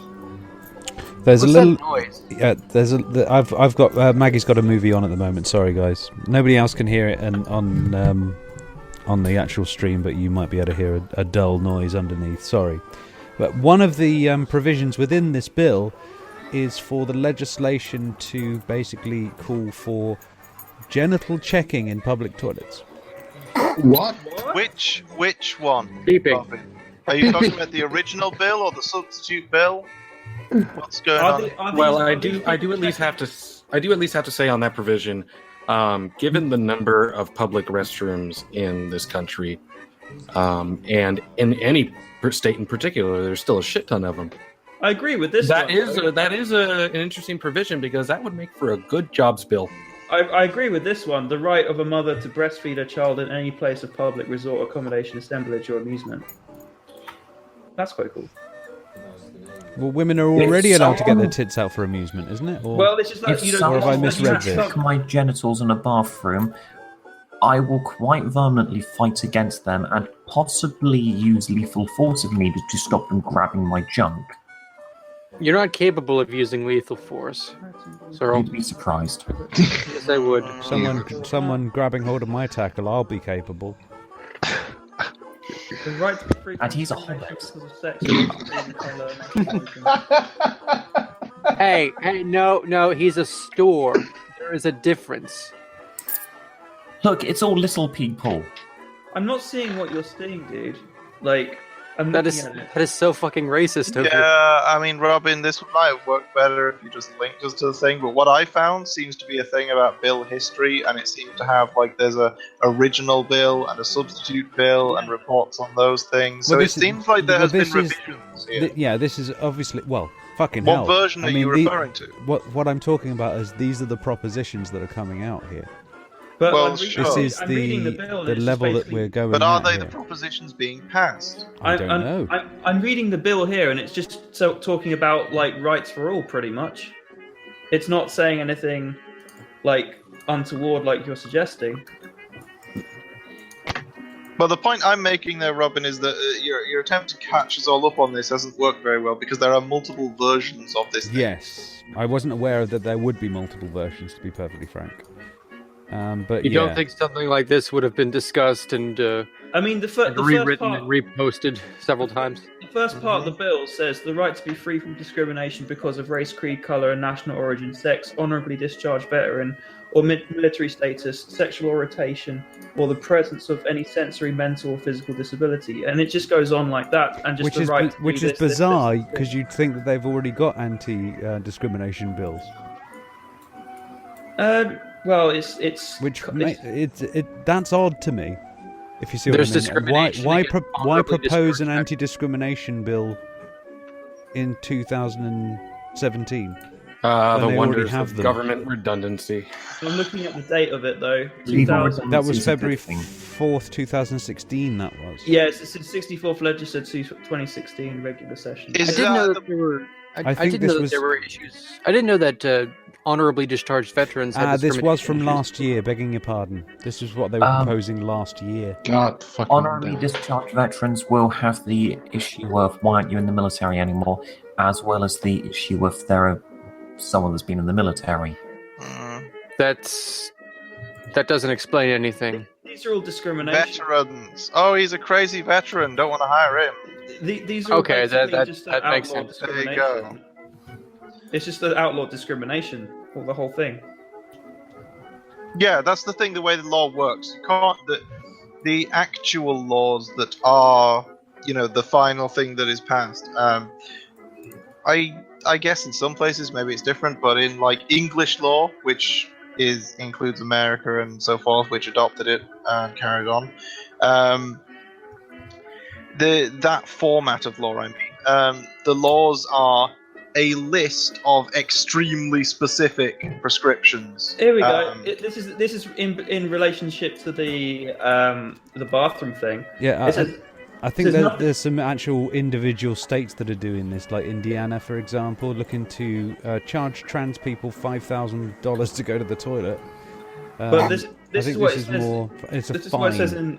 This is what it says in that thing that you reference. Is nothing in this chapter prohibits a public or private entity from limiting access to a private facility segregated by gender, such as a bathroom, restaurant, toilet, shower, locker room, or sauna, to a person if the person is a preoperative or non-operative, or otherwise has genitalia of a different gender from that which the facility is segregated. Nothing in this chapter grants any right to a person to access a private facility segregated by gender, such as a bathroom, restaurant, toilet, shower, locker room, or a sauna. Or a I'm public sorry, or but private don't you know what the medical definition of gender is?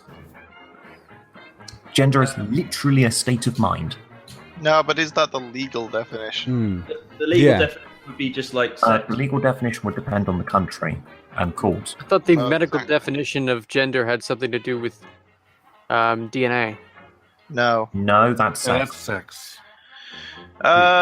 Sort of. I don't recognize the distinction. You don't recognize the difference between sex and gender? I don't recognize a distinction between the two. Right, somebody of a sex is born male. Somebody of a gender can either identify as male or female. So it's all based on personal identification. It's not like arbitrary, but it's not. Whatever. They're different. They're different words, I guess. It's not discretionary. Body, gender, brain. Hang on. It's not discretionary identity, but it is identity. So they don't just pick it. What? Okay.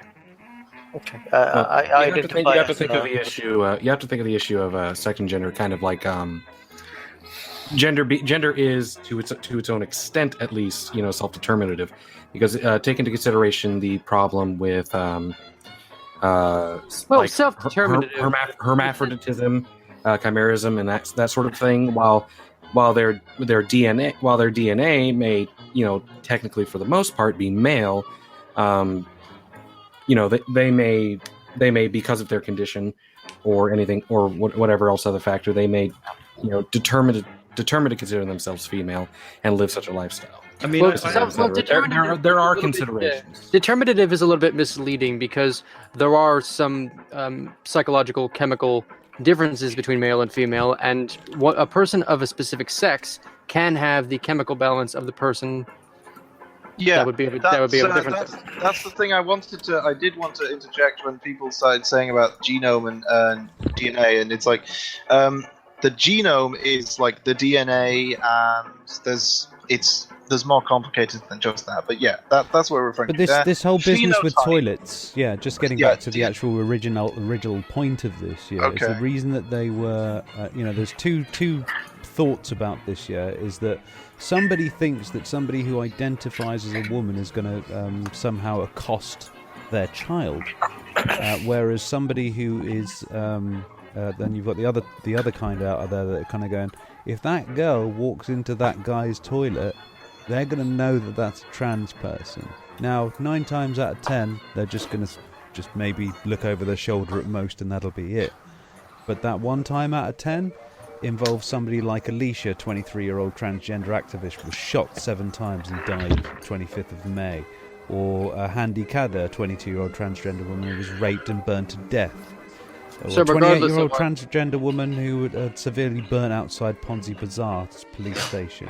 So regardless of what you decide, regardless of what you choose to happen, there's going to be some threat of danger to somebody. One of those is regardless. One of those is a perceived threat, and one of those is an actual threat. I see. Perceived threat being, because you're a transgender, that must mean you're a kiddie fiddler, right? Or because you're transgender, you're more likely to get the shit kicked out of you by somebody who is transphobic. That's a very, it's a very old thought, actually. It's not true, but once again, it's a very old belief that homosexuals are more likely to be pedophiles. It's not true, But it's good enough. It's good enough for them to kick the shit out of you, though. We read an article from altright.com earlier that they just seem to take that as a fact. But that's It the was whole their point. commentary on Milo. That is the whole point of this law. Well, anecdotally speaking, I do have to say, of all the pedophiles I've ever known, they've all been gay. Why do you of course, even know pedophiles? Of course, that's just anecdotally speaking. Yeah, And that's the question of why do I know pedophiles is because I was sexually molested as a child, and they all happen to be gay men. Well, I could respond to you Yes, by I- saying that might be why then. I could respond to you by saying most pedophiles who are gay were sexually molested themselves. Wait, most? Didn't that get debunked? That it's not most. It's Most pedophiles are actually molested themselves. Yeah. Yeah, as far as I was aware, most pedophiles have tried that on children that were younger than them.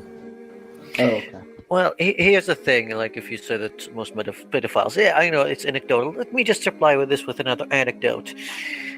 Come to the Middle East, you'll see a lot of pedophiles that are heterosexual, but they call it marriages here. I know that. I know. I'm aware of it.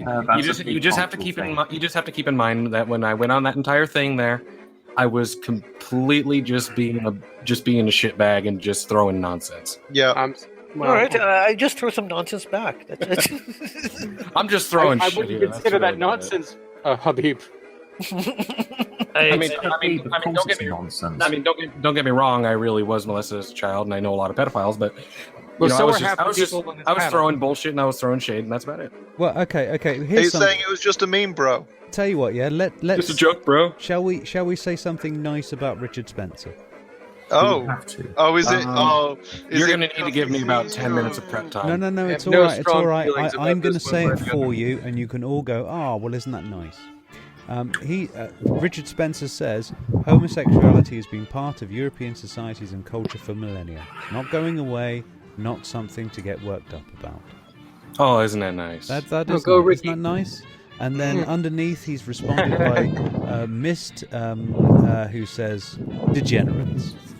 And this is simply a lie. Homosexuality is almost unknown until the Middle Age. You are Pufter, Spencer, Judas. This is the thing about Richard Spencer. He seems to, at least his de jure intention is to try and to argue for alt-right beliefs or whatever, like to proselytize that viewpoint. But what he does, because virtually everything he says is accompanied by commenters who are in the alt-right. Look. So he is a lightning rod. You know what's interesting? I understand it perfectly. All the bullshit. Look, I understand it perfectly well. He wants his gay porn not to be interracial. That's all. Well, to be it's interesting that there are no people within the alt-right who try to be, kind of spokesman of the alt-right. They never stay that way for very long because it's very difficult to conform. Well, I don't think the alt-right is one ideology. It is identity politics, because the instant any one of them stands up and says, these are our principles, most of the others go, no, they're not. Fuck you. Because what unites them is not the principles, it's the identity. Oh, well, here we go. Look, we've got somebody who goes, on one side you have free association and nihilism, and on the other side you have self-control and principle. Which side are you on? God's sakes. The first one. If somebody asked me between those two, what would I pick? I would pick the first one. Sorry, Richard, that's a bunch of bullshit, pronounced with bull then shit. In fact, as graduated in Roman history, you can say that lots of frontiers, blah blah blah blah blah. Is that it for the response against him? I'm sure there's more, isn't there? Oh, I'm just seeing like Sargon's Twitter feed, and he's justifying the banning of BBC and BuzzFeed with some random posts from like the BBC, probably some false news that. Oh yeah. But Sargon has decided that he doesn't want Trump banned the BBC. Yeah. So he just argues the opposite of whatever they do at this point. So it's kind of weird because, like, if you're an advocate for free speech, but then you're kind of condoning banning news organizations from reporting the news how they see fit, it's kind of a bit weird to me. Mm-hmm. Banning the fucking BBC sounds like madness to me. Do you guys? I mean, of those applicable to this, This is the reason why the BBC got banned with a link to a BBC article that probably disagrees with. Huh? This is the BBC. They've had pro and anti-Trump articles ever since he started running. Well, they do have this awkward thing of occasionally reporting facts. Sometimes I think the BBC can be quite biased. Yeah, I know. That's why I said occasionally, because I didn't really want to commit to an amount there. Well, the other problem for the BBC is, of course, that a lot of the time they're just repeating what everybody else is saying as well. Yeah. Well, that's a big problem in news. There's a sort of behind the scenes, not as in secret, but a behind the scenes like syndication thing where they just anything which is like, oh well, we've got this story, but you know, we can sell this, sell the rights for you to just, you know, rewrite a version of this article. And syndicated journalists and stuff, they write an article, they sell that article, they don't know where that's going to appear. They don't know if it's going to be heavily edited or whatever. They just write a few paragraphs and then sell them. I do think there's some sort of cahoots between the mainstream media and the establishment, though. There's some sort of cahoots, like in some cases. You just need to look at the actual financial control structure of the media in Britain, particularly, say, the Daily Mail, the Sun. Take any newspaper which is determinably making a loss, like that, there is no reason for its owners to actually continue tolerating its wastage, except they do. And why is that? Political clout. It's cheaper than lobbying to the extent that they want. Here's the other thing as well, guys, is that we're all in cahoots in some way or another. I don't want to go over, and sorry Luca, go over to, say, Sargon's and shoot him in the face. I just don't. It's just not one of my things. I don't get I that. can be completely against him on everything that he's saying from this point on if I wish, but that doesn't necessarily mean that I want to murder him, for example.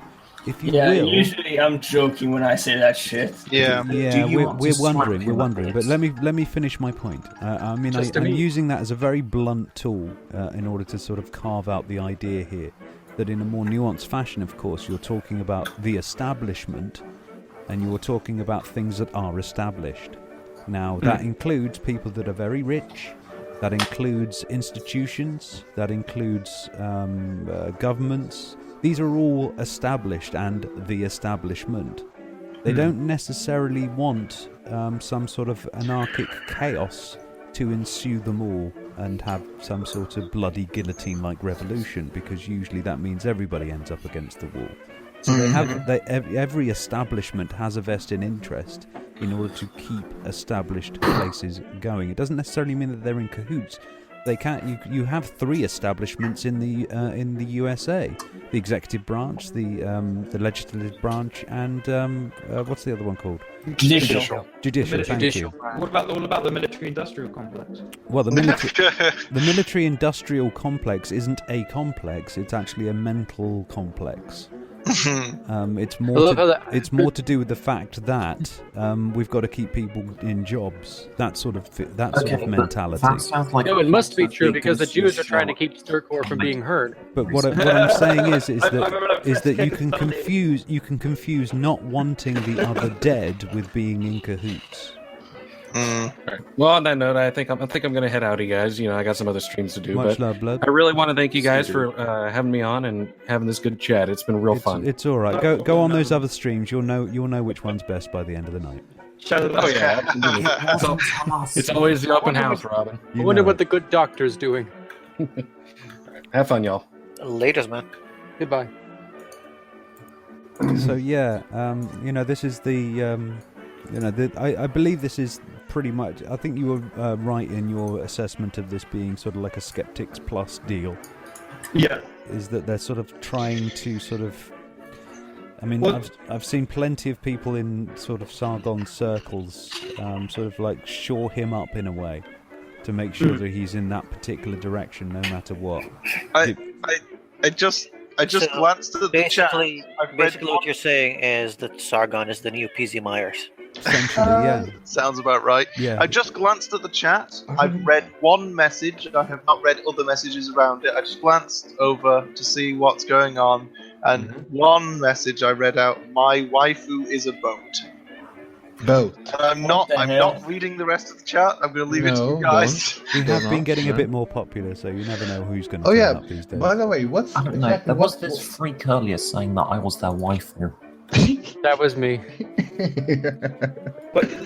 That was me. I'm gonna own up to that. Anyhow, And then guys, some make here's a a question. accusation that I'm Tom Girl. And really? yes, I called you a Tom girl as well. Oh wow. Okay. The point I was trying to make about the Skeptic Plus thing was that I noticed like a parallel between that and Atheism Plus. Because when you go to Atheism Plus, you know, the problem with Atheism Plus, even though it's well intentioned, is that because it was hijacked by feminists and social justice warriors, any opposition to their ideals and their thoughts were combated immediately. You didn't have any chance to respond. You didn't have any chance to do anything. You were just labelled, you know, a misogynist or a racist or a xenophobe or whatever. If you're trying to certain ideas deliberately saturated the media. Yeah. And then because of that, I draw the parallel between that and Sargon because of harmful opinions. I mean, harmful opinions really challenged Sargon on his stream about the whole thing about wanting to have social cohesion within the skeptic community. He said that, and he wanted that social cohesion to be on his particular set of principles. That's the thing. Yeah, and I was just thinking, well, if you're claiming to be in a skeptic community and you're saying that you want social cohesion, it's kind of a double standard, because if you want social cohesion, you have to sacrifice being skeptic. Because if you can't say you want everything to go in one direction, even if some sort of evidence comes to light that you can't go in that direction. Exactly, you get to choose one. Social Press cohesion F5, or by the way, skepticism. Press F5, mate. What, me? Yeah. All right, hold on a sec. When people talk about, I'm sorry. I didn't know if you wanted to keep going. When people talk about skeptic community, it's not actually the word community that triggers me. It's the word skeptic, because I hate what has happened. I hate what has happened to skepticism as a term. It used to be a specific epistemological standpoint that was very different from rationalism and empiricism. It was a kind of epistemological nihilism where you disbelieved in the real existence of anything.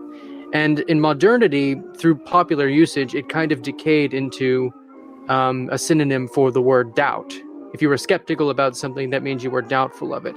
Now it has decayed even further to loudly criticizing anything you happen to dislike. I don't want this to be true. Well, it's more skepticism in a particular direction, which is basically partisanery. No, but it isn't skepticism in a particular direction. Skepticism in a particular direction was my initial stance on the EU. I was skeptical in a particular direction, and then an opportunity to make a choice came up, and I thought better of that. We get it, and then you and Robin have that beautiful discussion. No.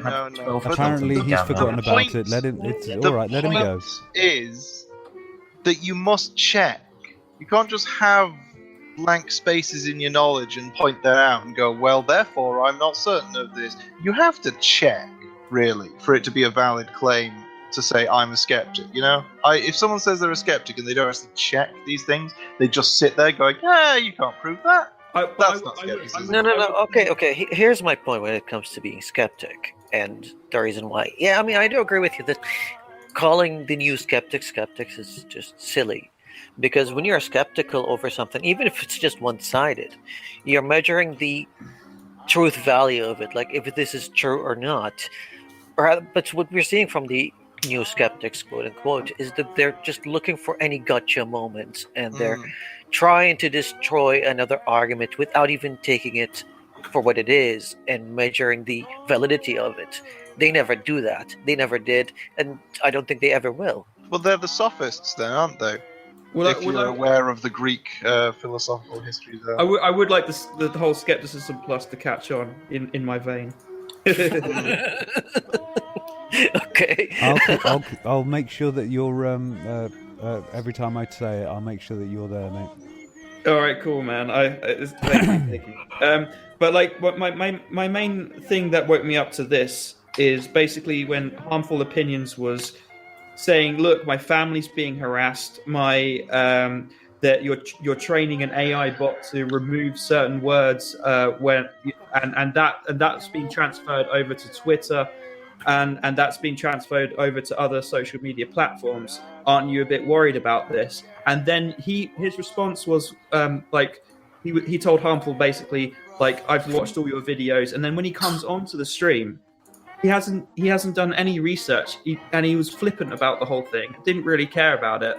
And then on top of that, you've got the 3 people, or maybe even more people in the quote unquote Skeptic Plus community who have signed up to Candid and signed up an NDA, basically saying they can't critique it for a whole 2 years, and they can't like say anything. So when you've got skeptics signing a non-disclosure agreement and signing away their rights to critique the non-disclosure agreement as well as the product itself, you can't really claim your high moral ground as being a skeptic.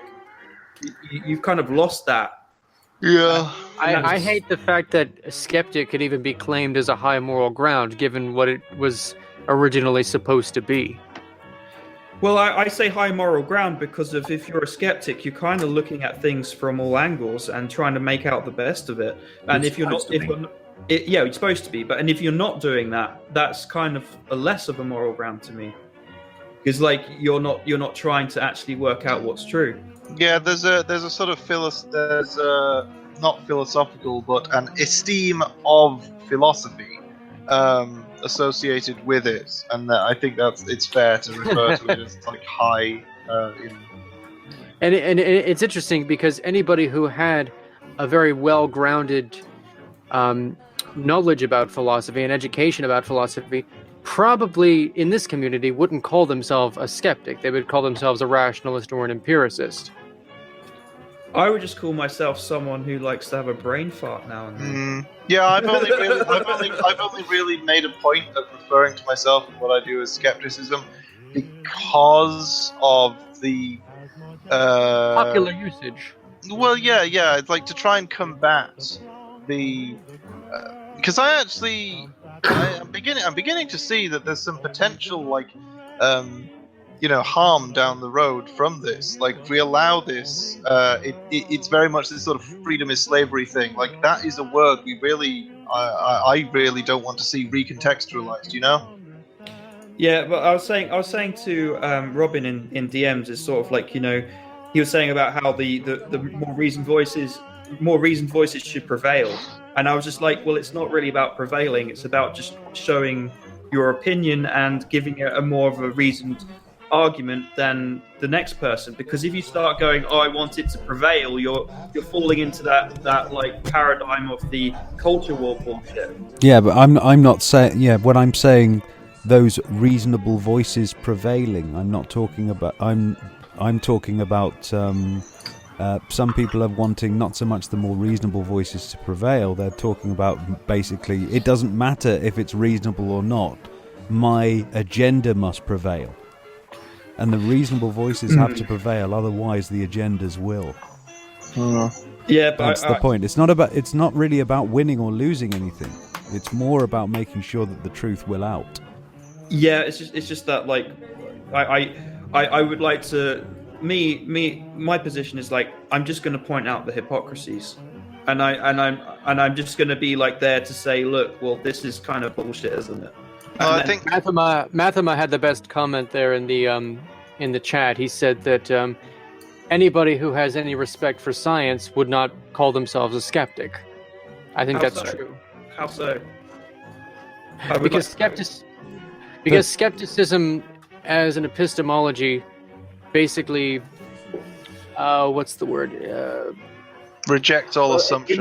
It makes scientific inquiry, it makes scientific data gathering impossible or useless. And can we do our level best, by the way, to at least make Sargon understand that a 4chan anonymous troll posting something at 5 o'clock in the morning was not the first person to say something when it came to all this business with Milo. Hold on, he hasn't yet accepted that? No, Sargon, Why you're not? still kidding yourself. No one confronted it by it? Really? Yes, he's being confronted by it. He's still sticking to his guns because... What guns?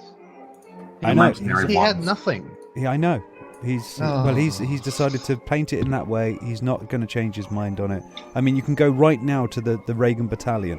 Right there, February 19th. Free speech is sacred right to all Americans. I'll be exercising mine by not attending CPAC and endorsing anti-Semitism and paedophilia while he's talking about Milo. But apparently somebody posting that the day afterwards at 6 o'clock in the morning means that they're just about to attack. It's like he was already under attack. People were already talking about this. Shut your fucking mouth, Sargon. You're full of shit. And all you're doing is trying to paint a narrative here. Well, yeah, that's the thing that Sargon's sort of fallen into, and I think it's a sort of general flaw in anyone who thinks that this sort of free market of ideas, and it's like, sure, it is, with the same flaws as an actual free market, in that the actual superior product or idea isn't necessarily going to be the most competitive because of the factors of how that is actually brought to the consumer. Before you continue, I've just got to answer word of mouth. Robin, are you skeptical of your own motivations? Do you ever question the why of something you say or do because you think there might be a subliminal reason? Yes, I am. I've done enough acid to know this. I really just want fucking people to be fucking honest. And when I see somebody who I thought was honest, who I respected for his honesty, completely stop all of that honesty, I want this person to either start being honest again or get the fuck out of my face. And it doesn't seem that Sargon's really interested in being honest anymore. He's lost his honesty. He also lost his mind. Didn't he make a video during the whole when he was trying to get Felix's attention that he's essentially he cares about not being shamed, and that's why he does what he does. It's almost him being honest about his own dishonesty. And he's basically saying, well, you know what, I might be dishonest in the future. Well, he keeps giving us different reasons for what the same things he's doing. It's like, yeah, I have a hypothesis about Sargon. Is that he's over proud? Not that, it's just that he's changed ever since he read Rules for Radicals. Mm-hmm. And what the hell is wrong with your mic? It just keeps going on like this. I think it's the browser. No, he's got too much on his browser right now. That's what it is. I've never read Alinsky. Can somebody explain to me what exactly the book entails? Well, I don't know exactly what the book entails, but I've read it. What I'm gathering from it is that somewhere in there it says discard your principles for your agenda. For your agenda. Somewhere in that book, it probably says that, and he's gone, "Oh, that sounds good." You know, basically, the book teaches you how to win. Basically, how to win at any cost. Yeah, pretty much. How to win at the cost of your soul, basically. Yeah. Well, not your soul, but just like your. Well, I'm using that as a metaphor. Well, basically, the abandoned principle thing is like the theme of that is to don't become an ideologue. Don't yourself become an ideologue. Proselytize an idea, polarize things, encourage other people to be useful idiots and become ideologues themselves, but don't you become an ideologue. You're supposed to be the puppet master. So basically, it's a book that teaches you to be a user of people. Yeah. What he's taught himself to be, I think he's actually, and I think this is probably because he probably skims over most manuals, is that what he's doing is that when they're talking about principles, they basically mean don't get too stuck in your own agenda. Otherwise you're going to lose your fucking mind in it. He's turned around and kind of go, don't get too stuck in all those principles like truth and honesty. Otherwise your agenda isn't going to get through. Yeah. Basically the Alinsky thing is abandon your ideology and work for the change, not the ideology. Not your fantasy of what the world will be like, just work for the change. Dude, that reminds me completely of postmodernism. Is that why I he don't said? know. I did want to finish my point from earlier that I think this sort of free market of ideas thing is like it's a very apt analogy because of all the same flaws of a free market in that when there are exploits available based on the power imbalance of knowledge and information available to the consumer of the idea, essentially you don't get the rational ideas proselytizing forward, and it's not necessarily very efficient. People have different ideas. People have it splits into different sub markets, and then each one of them, when they're wondering why they haven't like achieved hegemony, despite in their own opinion having the rational correct idea, they then. I mean, not all of them, but enough of them, and we do see examples of this. It's very easy to think of examples once I do get to the point. One moment. Of people who have decided that, well, the reason that my ideology isn't the ideology everyone believes is because all the other ideologies are cheating, they're lying, they're using manipulation tactics, etc., etc. No matter how much I reasonably argue with people about my ideological position, which turns out not to be very rational, but from my perspective, I believe it's rational. So I am blind when I try and explain it and people don't agree with me. I just think it's because they're irrational. So I have to engage with their irrationality because rationality is not going to work. Yeah, Therefore, it's like I have to lie to them, etc. Yeah. It's like with Trump and all that. It's like, dude, you accuse the Remain camp and the Hillary camp of being bigoted, but you consider them all to be a bunch of fucking if you're trying to persuade someone and you decide for whatever reason, regardless of whether it's true or it's just because you are the one in the wrong and you don't want to admit it, if you decide that they are not rational, that they cannot be persuaded with rationality and honesty, and you still want to persuade them, well, it's kind of obvious your only option, therefore, is to become dishonest and to trick them. Okay, so well, it's also the idea that, of course, they are the ones that are cheating. They are the ones that are acting irrational. That's the game, and I must play. That's their actually way. Kent Hovind's rationale behind wanting to get creationism in school. He doesn't think the rationale of every ideologue. Yeah, he actually claims that he doesn't think creationism should be taught in school. He doesn't think evolution should be taught in school, but because evolution is taught in school, he wants creationism taught alongside it. Do you know, what kind of backward logic is that? Do you want some funnies here, guys? How's about this for a funny bit, yeah? Donald J. Trump, I will not be attending the White House Correspondents Association dinner this year. Please wish everyone well and have a great evening. Dude, I posted that shit like an hour ago in side chat. And apparently Barack Obama has responded, can I take your place? It's hell of a lot of fun. It's like, yeah, sure, just go ahead. From a quick Google search, from what I've seen, it's only been turned down a couple of times in history of the president not doing that, and that's normally because they have other things to attend to. Like a war, not a golf game. Being the president. Yeah. I just responded back, well, look what happened last time. Enjoy your safe space, snowflake.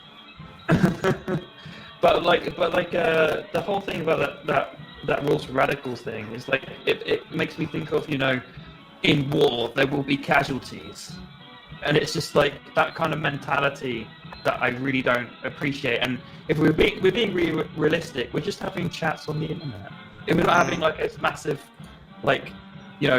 upheaval, like we're all carrying bows and arrows. it's ridiculous to me. Well, that's the thing. Like I said, my understanding of rules for radicals is it's not actually advocating the abandonment of principles. It's that you should be willing to adopt different principles, that you should be essentially it advocates like the modern sense of skepticism towards your views, the willingness to change your views and to adapt. It doesn't mean abandon. It doesn't mean going, these are my objectives, so fuck principles. It just means that my principle is to be effective and to affect positive change. And so I have to be willing to be persuaded on exactly what that means. And that means that sometimes your principles are a lot to do with people's agenda.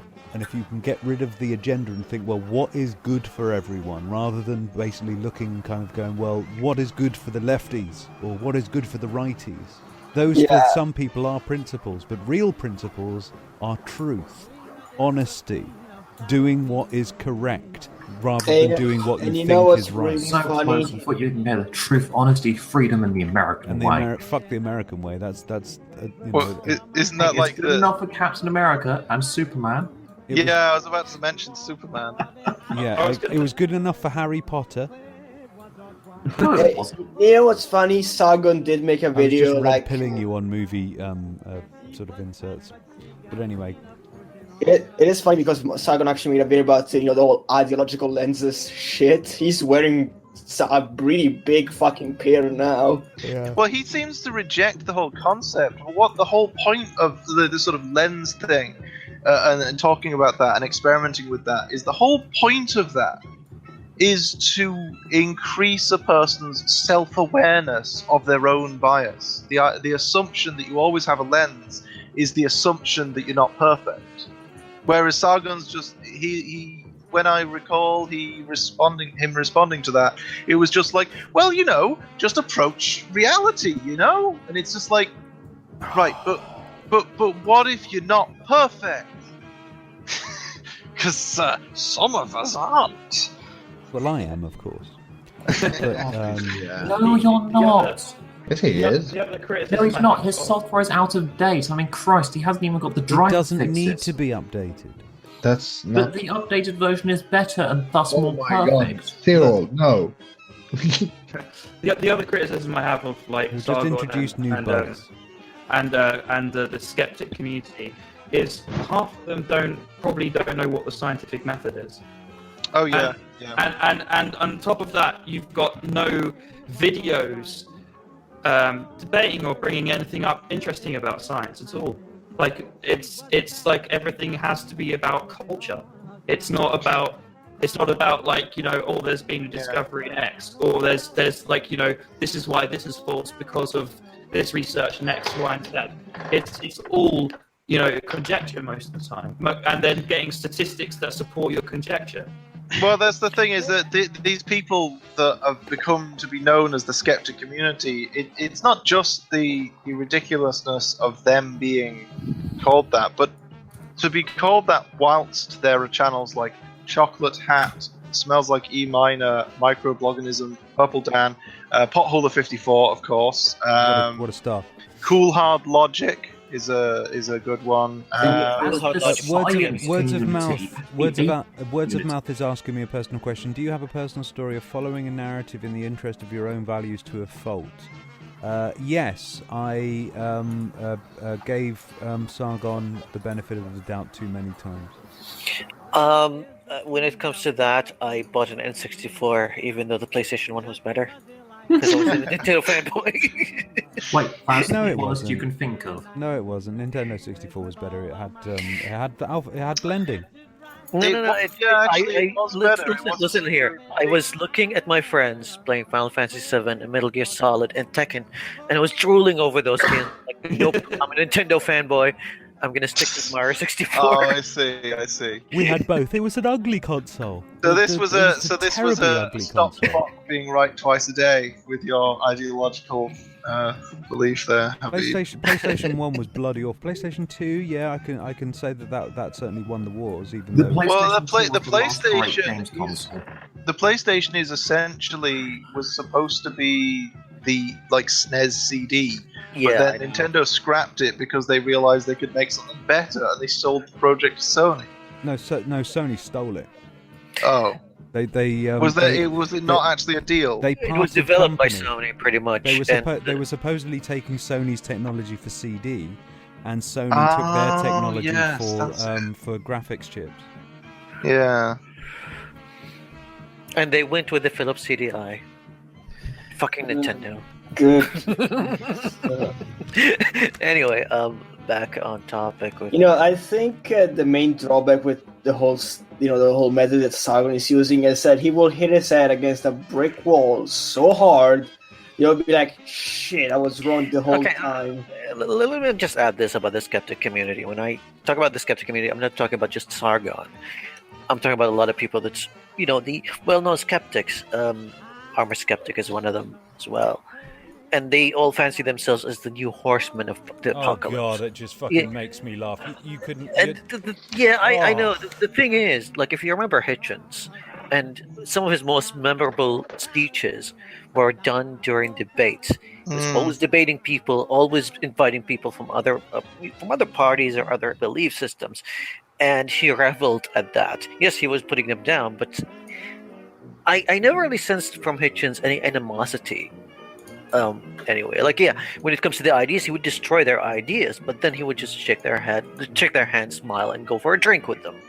Well, he'd also tell people they can wait outside and he'll punch their lights out. So yeah. No, but I don't really see that kind of approach with the skeptic community, though. They tend to ostracize people, even from within the skeptic community, when it comes to people that disagree with them. And Sargon did that quite a few times. I remember there was one time we were, like, one of our attendees here in the open house just brought to his attention, like, why don't you debate people who are pro Lee or pro Remain, like Habib and Gething? Even though I'm not pro Remain, I'm kind of a neutral when it comes to the whole Brexit thing, because I see the advantages. I see the advantage and disadvantage of both approaches, and because it doesn't really affect me personally, I haven't researched it that deeply, so I'm still in the middle. But Sargon's reply to that was like, these guys are not the smart people within the skeptic community. That was his response. It's like, no, I don't want to debate them, they're not smart people. But he'll have Kevin Logan on. But the thing is, and here's the thing, like, if that was something that's someone like Hitchens was approached with, even if it was someone that's less popular than him, he would jump at the idea. He fucking loved debates, and that's where her fetish.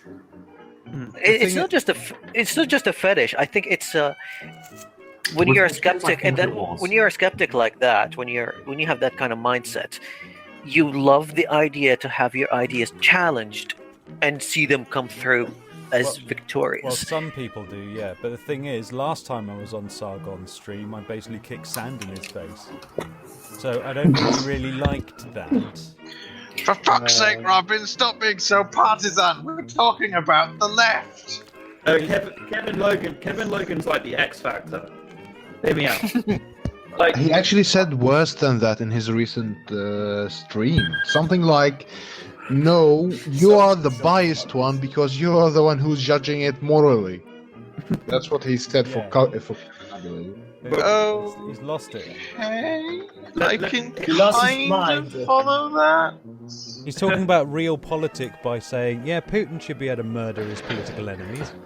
Yep, it's fine. I mean, I don't care as long as it's not me. Yeah, wait until it's you dickhead. Because it's either that or it's going to be war. Well, that's his fucking answer for everything, man. It's going to be a fucking Sargon war. is not going to get murdered by Putin.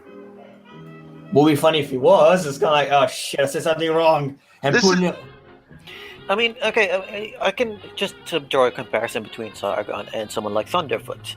Now, Thunderfoot, I think he broke into this mainstream fame when he just took a camera and went on a trip to talk to everyone who was an ideological enemy of his. He had a very long conversation with Ken fucking Ham, just sitting in the street and just having fun. His appearances in the in that rally, what's it called? Not the Skeptic. Reason Rally? The Reason Rally, yeah, the Reason Rally. Whenever he appears, he just goes and talks to religious people, and it seems like he's having fun with it. He's not just like being vitriolic or anything. Yeah, no, it's not just confident. He's not doing it in a way like, oh, you are my fucking enemy, I want to destroy you. Just destroying the idea and then just hugging the person and just having fun. because it's an exchange of ideas. That's the kind of atmosphere that I miss from the skeptic community, and that's the thing that I would like to see come back. Well, some people have been playing too much. Ignore the people who aren't skeptics. Yeah. Then talk to the people who are. Some people have been playing too much Rome Total War, I'm afraid, and you must destroy the enemy at all costs. Well, this is the thing. This is why I don't believe for a second Sargon understands strategy. This is the basic principle of game theory is, of course, that your opponent has moves, you have moves, and essentially you don't want to lose. You don't, in terms of war, you don't want to be killed by someone. That doesn't mean you go and kill them. It means that you arrange matters so that you never allow the opponent's best move to be to kill you. And then they won't. You go to war with them, burn down one of their granaries, abduct their daughter, and then marry your son off to Poland for a strategic alliance. Yes, exactly. No, Poland is irrelevant. And in total, Of about course. commoners die. You need Prussia. No, but the point is, it's not about destroying your enemies. It's about ensuring that your enemies have no benefit in destroying you. You mean like some kind of trading bloc, like the EU? Oh well, yeah. For example. Well, here's one for you. I think it was Abraham Lincoln who said it best. He kind of goes, "I destroy my enemies by making them my friend." Yeah. Yeah. And I mean, you see it from a lot of channels that are still kind of infotainment kind of skeptical. Like The Amazing Atheist, like love him or hate him, but all his ideological enemies were the drunken peasants. Well, not all of them, like some of them were fused, but Venom Fang X, yes, he had them on his stream once, maybe a couple of times. The Vigilant Christian, yeah, he had multiple appearances there. Yeah. And when he appears, it's just like... They were fun. Yeah, it's just like, let's have fun with these people. Like, yeah. That's how you do it, it's for fun.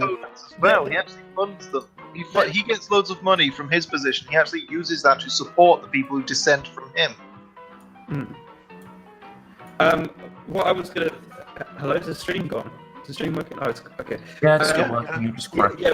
What I was gonna say earlier about your comment about Kevin Logan being the sideman on thing, it's like the X Factor. And hear me out. On the X Factor, you always have that one crazy person that can't sing, and they stay on right to the end because they know it brings in the views. So you have like Kevin Logan being that crazy bin at the end, screaming and shouting. But that basically that comparison is for Kevin Logan, because Kevin Logan is there just to provide like not much of a contrast to Sargon, so that he looks good. I'm sorry, but the X Factors are actually surprisingly not rigging the whole thing.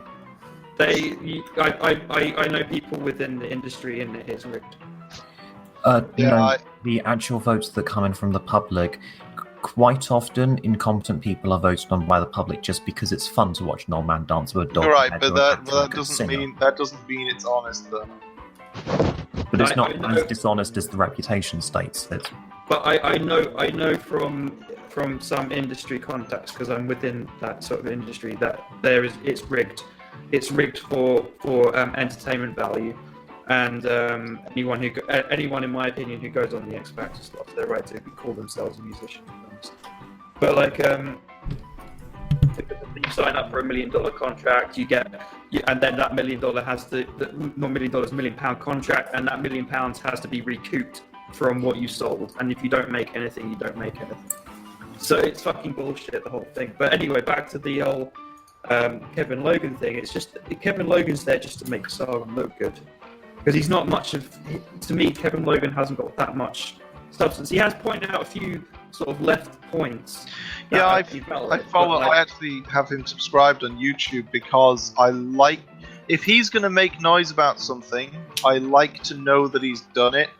But I don't trust his judgment. He actually he actually made himself look sensible by comparison to Sargon. Yeah, I trust stream. that if there's something from his perspective worth having a go at, I'm gonna listen to what he has to say, because he provides enough information for me to find something out that I'm glad I found out quite a lot. But what I would say is that, like, ever since he was like glorifying the death of Thunderfoot's father, I kind of like, nope, You've lost the argument there. Yeah. You've completely lost the argument there. I wasn't following him during that period, so I never really got that on the chin. So I just ever since that, I was just like, nope, I'm not paying attention to you. Unless you're on Sargon stream, and then when he was on Sargon stream, you would point out a few left of center points that took Sargon back a bit because he hadn't looked into it because he's been on the other side for too long. Oh, Sargon has been bitch slapping that stream. Yeah. Did you see Sargon in a 20-minute debate of a 2-hour discussion with Benjamin Dixon? Basically, he just came in there, Sargon, after making that video about the supposed so-called BLM kidnapping, saying about how BLM blah blah blah. BLM wasn't responsible for it. Just everything they said was responsible. Yeah, something I don't know. Yeah, and I'm just sitting saw there. Sargon's video, but I was aware that basically every premise Sargon walked in there to defend, he conceded within 20 minutes or something, and then spent the rest of the discussion with Benjamin Dixon just basically trying to hear what Benjamin had to say and then go, well, I disagree. And there was a distinctly irritating pattern that he was adopting during that conversation, which was every time he had fuck all evidence for his assertion, he would say, I honestly believe that, or I actually believe that, such and such. And it's just, oh. I was thinking that if Sargon goes any more to the right, he'll entertain climate denial. No, this is his plan. His open plan is to destroy the left so that it may rise like a phoenix. That's his shtick. That's his shtick. So what he plans to do is chop the dog's legs off and then start dragging it along until it starts walking again. Can you imagine having, say, the left or the right be so completely neutered? Can you imagine what would happen to the power of the other?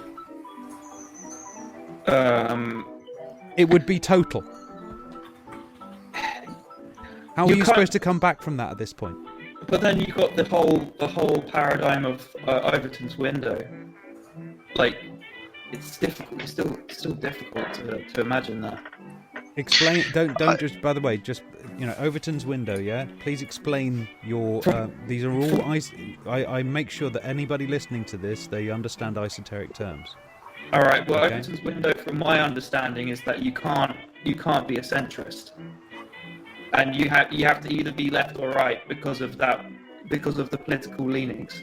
Yes. Now the problem with that is, of course, is that it's bollocks. Because the idea that you cannot borrow from one and you cannot borrow from the other. Well, no. I mean, you can borrow from one and can borrow from the other, but the thing is that you lean one direction more so than the other. Hang on, that's not quite what the Overton window actually is. Well, I'm more than happy to be corrected.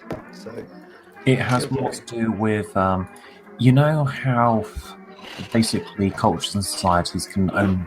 They talk about, I believe, X amount of stuff, and they basically have an idea of where they believe shit is. The Overton window is generally where your societal view on things is. For instance, you go back 150 years, the concept of universal suffrage was kind of crazy. It was preposterous to the majority of people.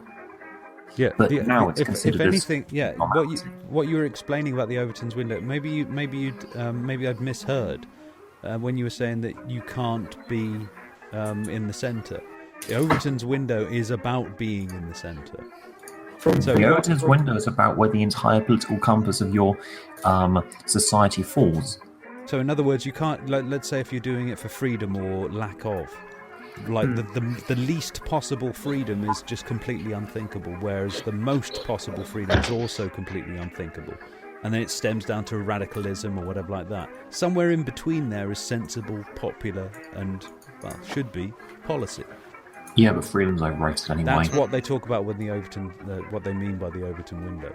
No, so basically, in sort of non-conceptual terms, we're talking the the positions which have any significant support at all in a given population. And are sensible. That's the other thing that you've got to understand. Yeah, I guess. I mean, you can get something that has popular support that is just utterly insane. Yeah. So it's like I said, it's a balance. And when you're looking at, say, politics, for example, the problem with the Overton's window in that sort of sense is that you have these people with a basket of ideas. Who then make themselves up a party based upon this basket of ideas, and you cannot come in or out of that without bringing this baggage along with you. So we're saying the Overton window is essentially the diversity of perceived feasible positions. If you will, yes. Okay, I have to say about the Overton window as well that Tom Bloke, the logician something. I don't remember his handle exactly, but Tom Bloke, when Dave Rubin did his interview with Glenn Beck and was like tweeting about, I didn't watch the video before I saw this. I just saw that Dave Rubin had tweeted about an interview with Glenn Beck and just said, centrists like Glenn Beck, such and such, and it's like, wow. And Tom Bloke's only comment was just he retweeted this with only comment being, somebody just threw a brick through the Overton window. Fair enough. Yeah, I mean what else do you say to that? Yeah, I've talked to Tom, and he's got his moments. I think him and the other guy, is it Tim? Tim. Yeah. They're very much talking about, well, is that right? And it's like I was more along the lines of, yes, but does it work? And that's the thing that's getting them in their that stream where Tim, he really came across very uncharacteristically obtuse when he didn't understand what you were talking about the opposite reaction. Tim Blake, when Robin was trying to explain the Streisand effect to Tim, and he was being very obtuse about the application to Milo. Yeah, well, essentially, I had to defend Milo, which I wasn't very pleased in doing. And it was down to the idea they were kind of going, look, all of these riots, that means that he should be no platform. That I'm saying the reason that you people have been so, in other words, all you want to do is to be able to stop somebody is to start a fucking riot, and then they're supposed to be barred from this. Yeah, that sort of paradigm couldn't go wrong, could it? And I've just said to him, he was already being deplatformed, and that actually gave him more power. That actually gave him more say. Yeah, and it's very important to maintain a connection between your objectives and what actually gets you there. For example, something I think I recall Devon Tracy saying, actually bringing this rhetoric up, but I'm just going to paraphrase it anyway, so I suppose I didn't really need to mention him, it just seemed unfair not to. And that is that, yeah, I get it, guys, I get it. There's a lot of, bigotry and sentiment against white people, resentment against white people, saying, oh yeah, white people are evil, demonization of that. And it feels really oppressive in some circumstances. It's not nice. And it's a problem. But that doesn't mean we should start throwing virgins into the volcano with this, alt-right bollocks. Do we have Wolverine? Did somebody say hi, Wolverine? Mm-hmm. Where was he? Greetings, Wolverine. From this point on, we must all sound as if we're talking for a movie. Oh yeah, that's how we do it in the Bronx. You've got the wrong mic. Got the wrong mic on. I think your laptop microphone or something like that. Yeah, I only know how to do one voice, and it's the English dub Hinata Hyuga. That's awfully specific. Hey guys, what do you think about, as we're on politics, what do you think about the Justice Dems? We've been asked about that in the chat, by the way. I actually don't know anything about this. I've heard it. Okay, Carl Kalinske. has started this little idea up. He's buddied up Some with the Young American Turks context. over this, and they're looking to basically, essentially destroy the Democrats from within and replace them with people that would be called Democrats. Okay. So his idea is to basically retake the Democratic Party He from wants the... to wear the Democrat skin. No, no. It has to put the lotion on first. No, no. The whole point of it is that he feels that the corporate Democrats, which are basically, well, I consider them myself really controlled opposition by comparison to the Republicans these days. He's looking at them as though they're New Labour, I suppose. Well, the other thing that I heard is that the reason why they're doing this is they want to get money out of politics. Yes. They want to have someone who's going to be a Democrat but is not going to be taken on by any PACs or anything. That's right. So they're gonna basically fund these people through this particular means. Yeah, I'm sort of very at the moment in America and Britain. I'm very sympathetic to notions of reformation of a given traditional ideologies party. The Tories are not really proper conservatives. Labour are not really proper Labour now. It's all a bit bollocks. The main power parties that people vote for, because it's a two-party system, they don't want the other guys to be unopposed. Those it's only the two-party system that has entrenched people to those parties, and they just don't represent those people's interests anymore, because they know that so long as they don't like the other guy, then they're basically stuck. But you've got Sargon involved with this. He's got his hand in it as well, and you've got Of course he bloody does. and you've got the Young Turks, basically, the fuck white people channel, and you've got them going. No, look, you've got, they've taken a few bad sides, but they're not really as bad as the Sargons on this world make out. I think he this is. I think there's a lot to do with Sargon generally tends to pick on these bigger subjects because or at least when I say subjects, I mean people. For him, I think it's just a power game. But to be fair, you are English, so you do think of people as subjects. I made that joke earlier. No, he is subjecting these people to his will as such. Please, the whole bloody world is they are the subject of he looks at people that he agrees with that are bigger than him and then sucks their cock, and then people that are bigger than him that he disagrees with, he tries to destroy. It's just that I feel like anything with Cenk Uygur involved is going to be destroyed in the next couple of years. Yeah, I think Cenk Uyghur's a bit. He's a liability. Yeah. He is the poisoned root of the Young Turks. Sure, you can get some good mileage out of it, and you can. It is actually quite surprising if you actually go and look on the channel and look through it. But he used to be a conservative, Yeah, but it's Not just surprised. just him being the head of it. The fact that all of it exists essentially at his discretion, and it's sure, he allows quite a lot of good stuff through, but anything that's actually he doesn't like that, so that's not going on there. It's another sacrifice of principles on Sargon's part. I kind of imagine somebody like Sargon and the kind of not the white nationalist alt-right, but the kind of mild libertarian Pepe sort of alt-right. I kind of expect those people to do something similar to what Kyle Kalinske has done with Justice Democrats, and do that with the opposite party. What I don't understand is if you're trying to reform the Democrats and you've got a channel called the Young Turks, which is basically based on a terrorist organization, it's kind of fucking bizarre. Hang on, terrorist organization is not a strong enough adjective.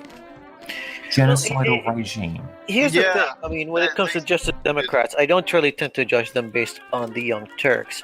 Now, look at the Young Turks, and their role in this was to get the media attention that it needed. because it's a grassroots kind of movement. Before you finish that, before that thought comes up, you do realise that Sargon of Akkad is the first Akkadian emperor to basically subjugate women's rights. I think that's probably one of the reasons why he picked it. Very probably. So it's very funny. If we're going to be picking on names, then you're looking at him and then saying, yeah, he is a misogynist by that definition of namings. But to be fair, his face too. To be fair, most of the people who talk about the Young Turks being, they're named after this terrorist organization, and that's a bad thing. The same people are people who a year ago would have said, "Oh, the Young Turks used to be good." Well, looking back on it, they never used to be good. What's in a name, guys? What's in a name? It's in the deed. Exactly. Thank you. It's just a name. I don't really care about it. And the thing is, like, I've been following. They call themselves Satan's ass cheeks for all I care. Are they good? I used to be followed on Twitter by God and Satan. So, I still am followed by God, Satan, and Jesus. You know what might make an interesting... I follow a guy called Devil's Advocate. Yeah. You know what might make an interesting, at least I guess a sitcom or something, like an interesting farce, would just be a hypothetical story about the next Hitler. And it's not as in the next person who is equivalent to Hitler. No, but the next person called Hitler who has to become a great leader of his country so that people actually can, tolerate that. That could be a fun movie. And they just keep on asking him when he's going to grow out his mustache. Yeah, it just he could have a really bad OCD. OCD. To be worried, sir. And he's like, no, the Jews do not need to be worried. Yeah, and he's always shaving. He's always shaving the top lip every fucking 5 seconds. And he's always clicking his boots when people say his name. And then he cuts himself really bad with a razor, so it basically has a massive scab on the front of him. It's like going, shit! I can't leave the house for weeks. I've seen that. There was a comedy thing where basically it was just a misfortune happening to this character. He was just shaving, and he happened to leave the mustache to last. And then just it's like, oh, and the razor flips out of his hand and then lands in the toilet, and he's like, yeah, I mean, to be honest, given the circumstance, it's just he's been a bit of a pussy, but obviously it's TV, so there's meant to be some subtext to what's actually going on in the narrative there without them showing too much gratuitous detail. Does this guy know how to tell a joke or what? I know, they don't call me the Prince of Burgundy for nothing. But basically, he has to go to the shop to buy new razors with a Hitler mustache. And the guy is just everyone he walks into is just staring at him. And the guy is very dark-skinned, Pakistani, I think, sort of looking Indian type. I don't know about the thing. Yeah, whatever, that kind of... I'm describing a skin color, right? Allies in World War II, got it? Anyway, so there's he's at the counter and stuff, and he's just get out, and it's I need to buy the razors, and this runs for the whole episode. And wait, which show is it again? I don't remember, but it just runs for the whole episode. It's that good.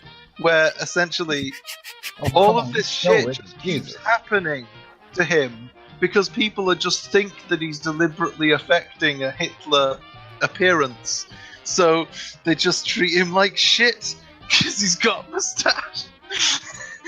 and he ends up basically homeless, living in a little corner throughout the day. He can't get back into his flat for some contrived reason, and he can't get any help from it because everyone's like, "Get away from me!" And he could have just said he's Charlie Chaplin. Too late. That would have completely nullified the entire joke, and I think that's necessary at this point. Well, I think he's meant to be a bit of a lovable idiot character. I can't remember. Hitler was, really nice, top fellow at parties, from what I understand, But yeah, if you were just picking on people's names here, I mean, I think we're coming to a head on who we can listen to. No, I'm not saying that. It's just saying being Turkish and then calling yourself the Young Turks. and then doing. And then hire an Armenian too. Yeah, When they that hired an organisation started that I mean, called the show was themselves the founded. Mass. The show was founded 15 years ago. Did they not know? Were they not educated in what exactly the Young Turks were at the time? Undoubted, because they are like infamous. Because calling yourself the Young Turks, it sounds innocent enough. Yeah. Yeah, well, it sounds that to I an think American, not to I an have actual heard Turk. that Cenk Uygur used to deny the Armenian Holocaust. Still Or does. genocide. That was, genocide. that was when he was in college. He wrote a paper on it, but now he affirms the truth of that position. Yeah, I think he sort of picked the name, and now it's a bit late to just sort of go, oh, by the way... Is that a troll? Is the name the Young Turks a troll? Perhaps. That's a very... But then again, who cares? It's just a TV network at the end of the day. Yeah. You know. It's always about the content, I agree. It's just that the name is a bit weird. I never really cared about the name. Look, it would be nothing if we were not judgmental. Exactly. Yeah. In fact, we literally wouldn't have a show if we were not judgmental. Well, to be fair, we dislike the Young Turks enough that we'll find any possible way to criticize them, no matter how contrived and asinine it might be. My name's Robin, and Robin Williams is gay, so Yes. Yeah, Robins, they're gay, aren't they? Oh God. Wow. You know, Wow. it's just. I mean, why bother, guys? Really, honestly. I didn't know Robin Williams was gay. It's all right, Maggie. But anyway, it's all right. Yeah, she was just getting worried then for a second. She just had that. Well, you were going to dump her because you're a fag. It's all right. It's all right. That stings. You're my Maggie's there looking at Robin, going, "Fuck, he's gayer than Sol." Our relationship is over. Maggie's gay. Why the fuck is she dating you then? That's the answer. Reasons. Because I'm her lady. Exactly. Yes. Just a fucking beard. Oh, just got some imagery of Peggy. Said Cyril. And I got nice titties. Hobbit titties. Oh God. I've seen your picture Oh on God, Facebook. Hobbit. No, you haven't. Whoa, Jesus. Yeah, Robin Williams is also dead. Yeah, so it completely ruins that. Yeah, exactly. And I'm alive. There's some stuff going on in the chat that's quite interesting about someone saying they're like that they are just something Sowell. I presume that's Thomas Sowell demanded of the progressives. Under what conditions would progressivism come to an end? And it's like the idea of if this movement has an objective, then at what point do we say that's fulfilled? But this is the thing about a political movement, is that you essentially advocate for a particular thing until people don't want it anymore. So that's the condition under which it comes to an end. And as for what the politics of that era would look like, well, we don't know until it happens.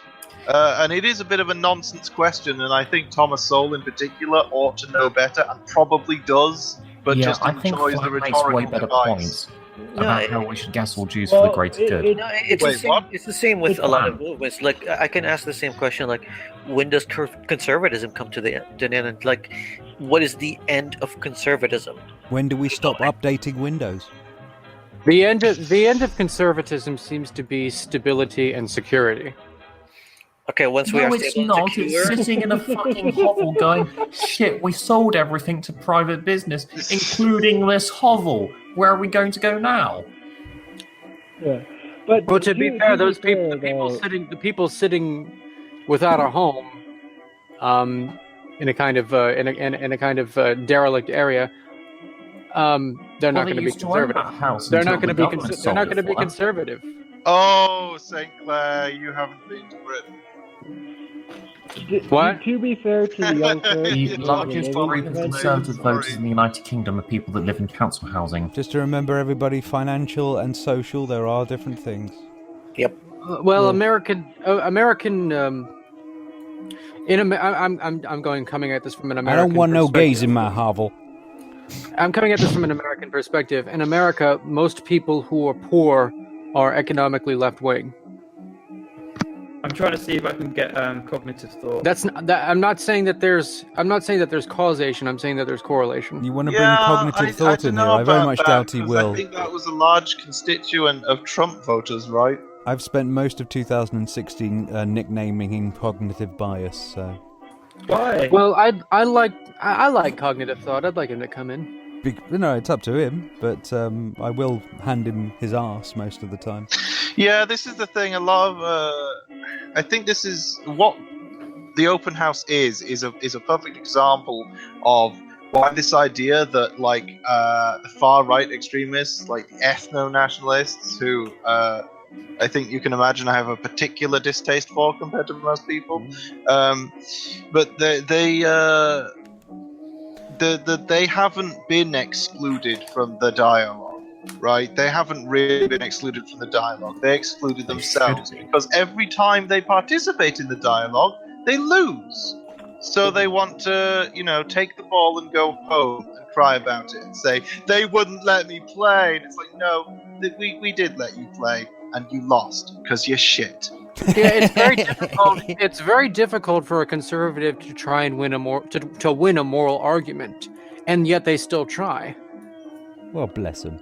It's like, oh, we should ban gays because Jesus told me so. It's like, okay, that's not really much of a fucking argument, to be honest.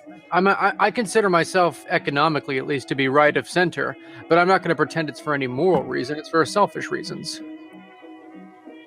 Well, the thing about sort of like the conservatives these days is that it's bizarre, really, is that they used to be the preserve of the left.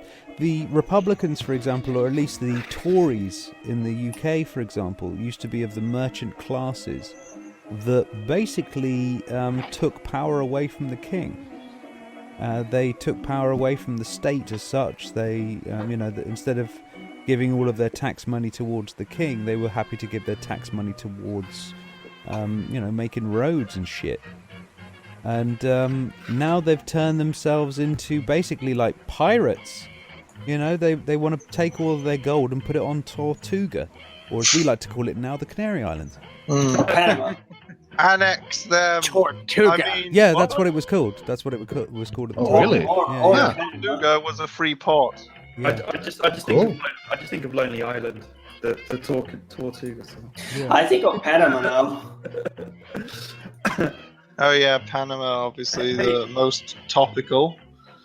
Hey guys, can you send me your Twitter handles in the chat? Because I'm about to go to bed in a minute. Mine is next to this ginormous arrow on the thing at RSOLGTP, as I'm flashing it on the screen right now. Hey, no flashing on the screen. Ginormous arrow. Only Searle's allowed to flash on the size of my arrow. Oh, so pointy. Oh. Don't go. That's somewhat of a funny colour for my arrow, but I've seen a doctor about it. Apparently, it's natural. Yeah. Robin, don't sprinkle copper on your cornflakes.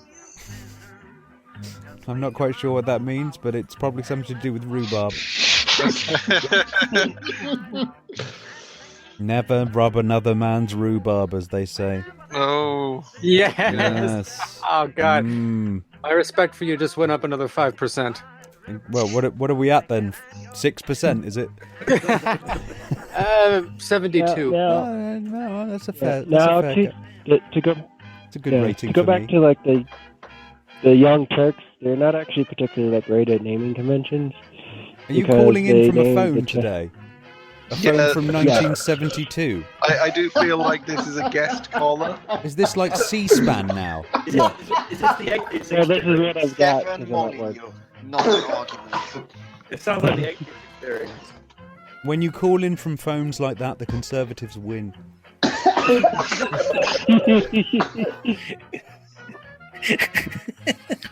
I would like to thank you for calling into the show. However, you're a horrible person and we don't give a damn about you. And frankly, if you want good healthcare advice, you should listen to our glorious President Trump and have some good soup. Soup. Sponsored. Wait, is that a real thing that he said? Yes. Why do you even question that? Good soup. Because I'm a skeptic. Campbell's soup. No, you're I'm not. getting the message. No, you are not. No, you're not. Marks and Spencer's soup. I seriously want to get Mathema on here just to set you all straight on what skepticism is. Dude, I don't give a You flying trigger me. You all trigger me. Efren, we're talking about Don't Trump. fight, kids. Just Don't throw your fight. I hate it when you skepticism fight. out the window. No, and go, you don't, right, Robin. It's Trump. What's the most Oh, I love it. ridiculous thing that someone could possibly do that I can think of? Oh, we're dealing with Trump. Yeah, he's done something 5 times worse. So, Stircore, this is the open house. What do you think? Oh, it's pretty cool. I'm pretty chilled from, I'm not being massively attacked, probably because I haven't said anything untoward. Because you won't fucking speak, you coward. Sturkart, I'm openly a nationalist. Right? Yeah. Say what you like. Go for it. I don't have anything against that. I'm pretty. No, I don't mean about me. I'm using myself as an example. You're fine. Go for it. Yeah. Let's talk about Ayrton. No, he was a little bit nervous at starting. He didn't know that it was going to be basically reasonably chill. Right. So yeah, we've apparently this has been a good impression. I'm shocked. Grrr. I don't know what you think of my stances and things, but I wish you'd get a web browser that basically doesn't make your voice go brrrr all the time. That'd be nice. We think you're a cuck. Obviously, I'm not really at liberty to start calling people cucks now because people will start, Because your girlfriend starts to you. There's nothing wrong with being a cuck if you're old. There's nothing wrong with being a cuck. What? If you are one. Yeah. No, we will fucking kink shame you all we want. You wish. Yeah, that's the thing, actually, isn't it? You can use anything like a pejorative, and it is an insult to do that if you use it like a pejorative because it forms a context around that thing. So even if you want to try and take a kind of it's just words, there is an intention there. Airthrin is such a fucking thick beard. Guys, you should see this latest fucking post on the Independent. Nigel Farage says that the UK's real friends speak English and they have common law. Okay, I speak English. Yeah, that's everybody in Europe, mate. I think I know why I'm spacking out. It's because my latency is really low. Yeah. Well, actually, he says that they also have common law, so not everyone in Europe. So who said this? Nigel Farage, you're not surprised. Apparently, the press has painted him in such a way that he's afraid to leave the house. Oh, the poor guy! Get out of the fucking house, Jesus Christ! No, don't stay in your home. Yeah, stay in your home. Stay in your home. Farage. Yeah, it's something that really annoys. For people outside, just in case Brexit goes badly and people want to lynch you. For the people outside the UK, I just want to make it very, very clear: Nigel Farage is not all that. He is not the single-handed hero of Brexit or some nonsense about that. He was barely involved, and the official Leave campaign actually started trying to suppress his presence in the media because he was harmful to the process. He's that pathetic an actual advocate. Also, he's there is a utter possibility failure. he may be lynched. Yeah, Nigel Farage is an utter failure as a political advocate. He only won by happening to be on the side of other people who happened to be able to overcome him as a burden. It's funny that now people are saying that he should become Trump's shoe shiner because nobody would want him after Brexit. But it kind of feels like in other countries, especially America, that there's this perception that Nigel Farage is like a big hitter. And it's like, no. No, the most glorious thing ever, the fact that Trump came out and said that Farage should be his foreign secretary for Britain. I think he should be his fucking boot shiner. I say please let him. It's perfectly consistent with the rest of his fucking picks, isn't it? Because then what we can do is we can say, let's not invite the American ambassador to Britain over here. And we can, and then that's all right, that. I gotta go. Yeah. See you guys. Thanks for coming, mate. Speak to you later. again. So yeah, actually, you know what? Yeah, I'm getting pretty tired myself, actually.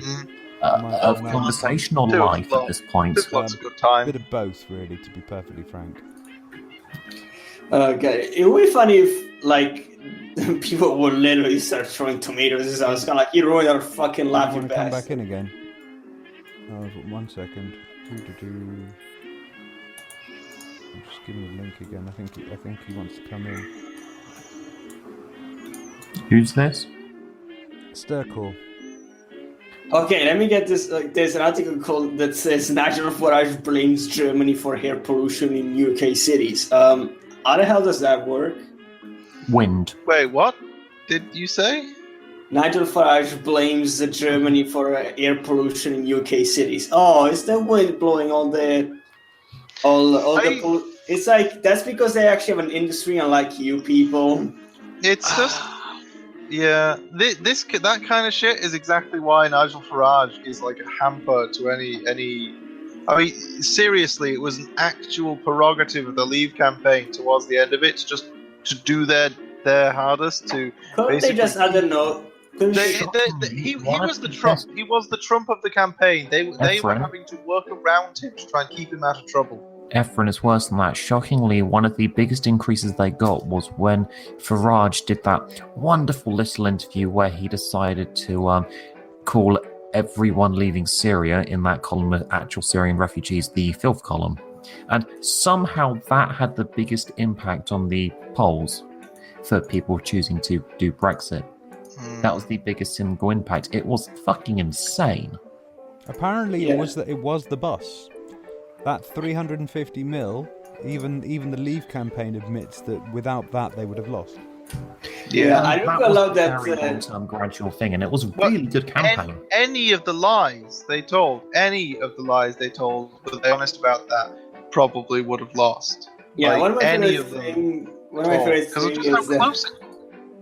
Yeah, one of my favorite thing is when there's this guy, this other MEP who was up a sign that says he's lying to you. That was the best fucking thing ever. I'd have to say the best video I've seen is the Nigel Farage berating everyone, saying none of you ever had a real job.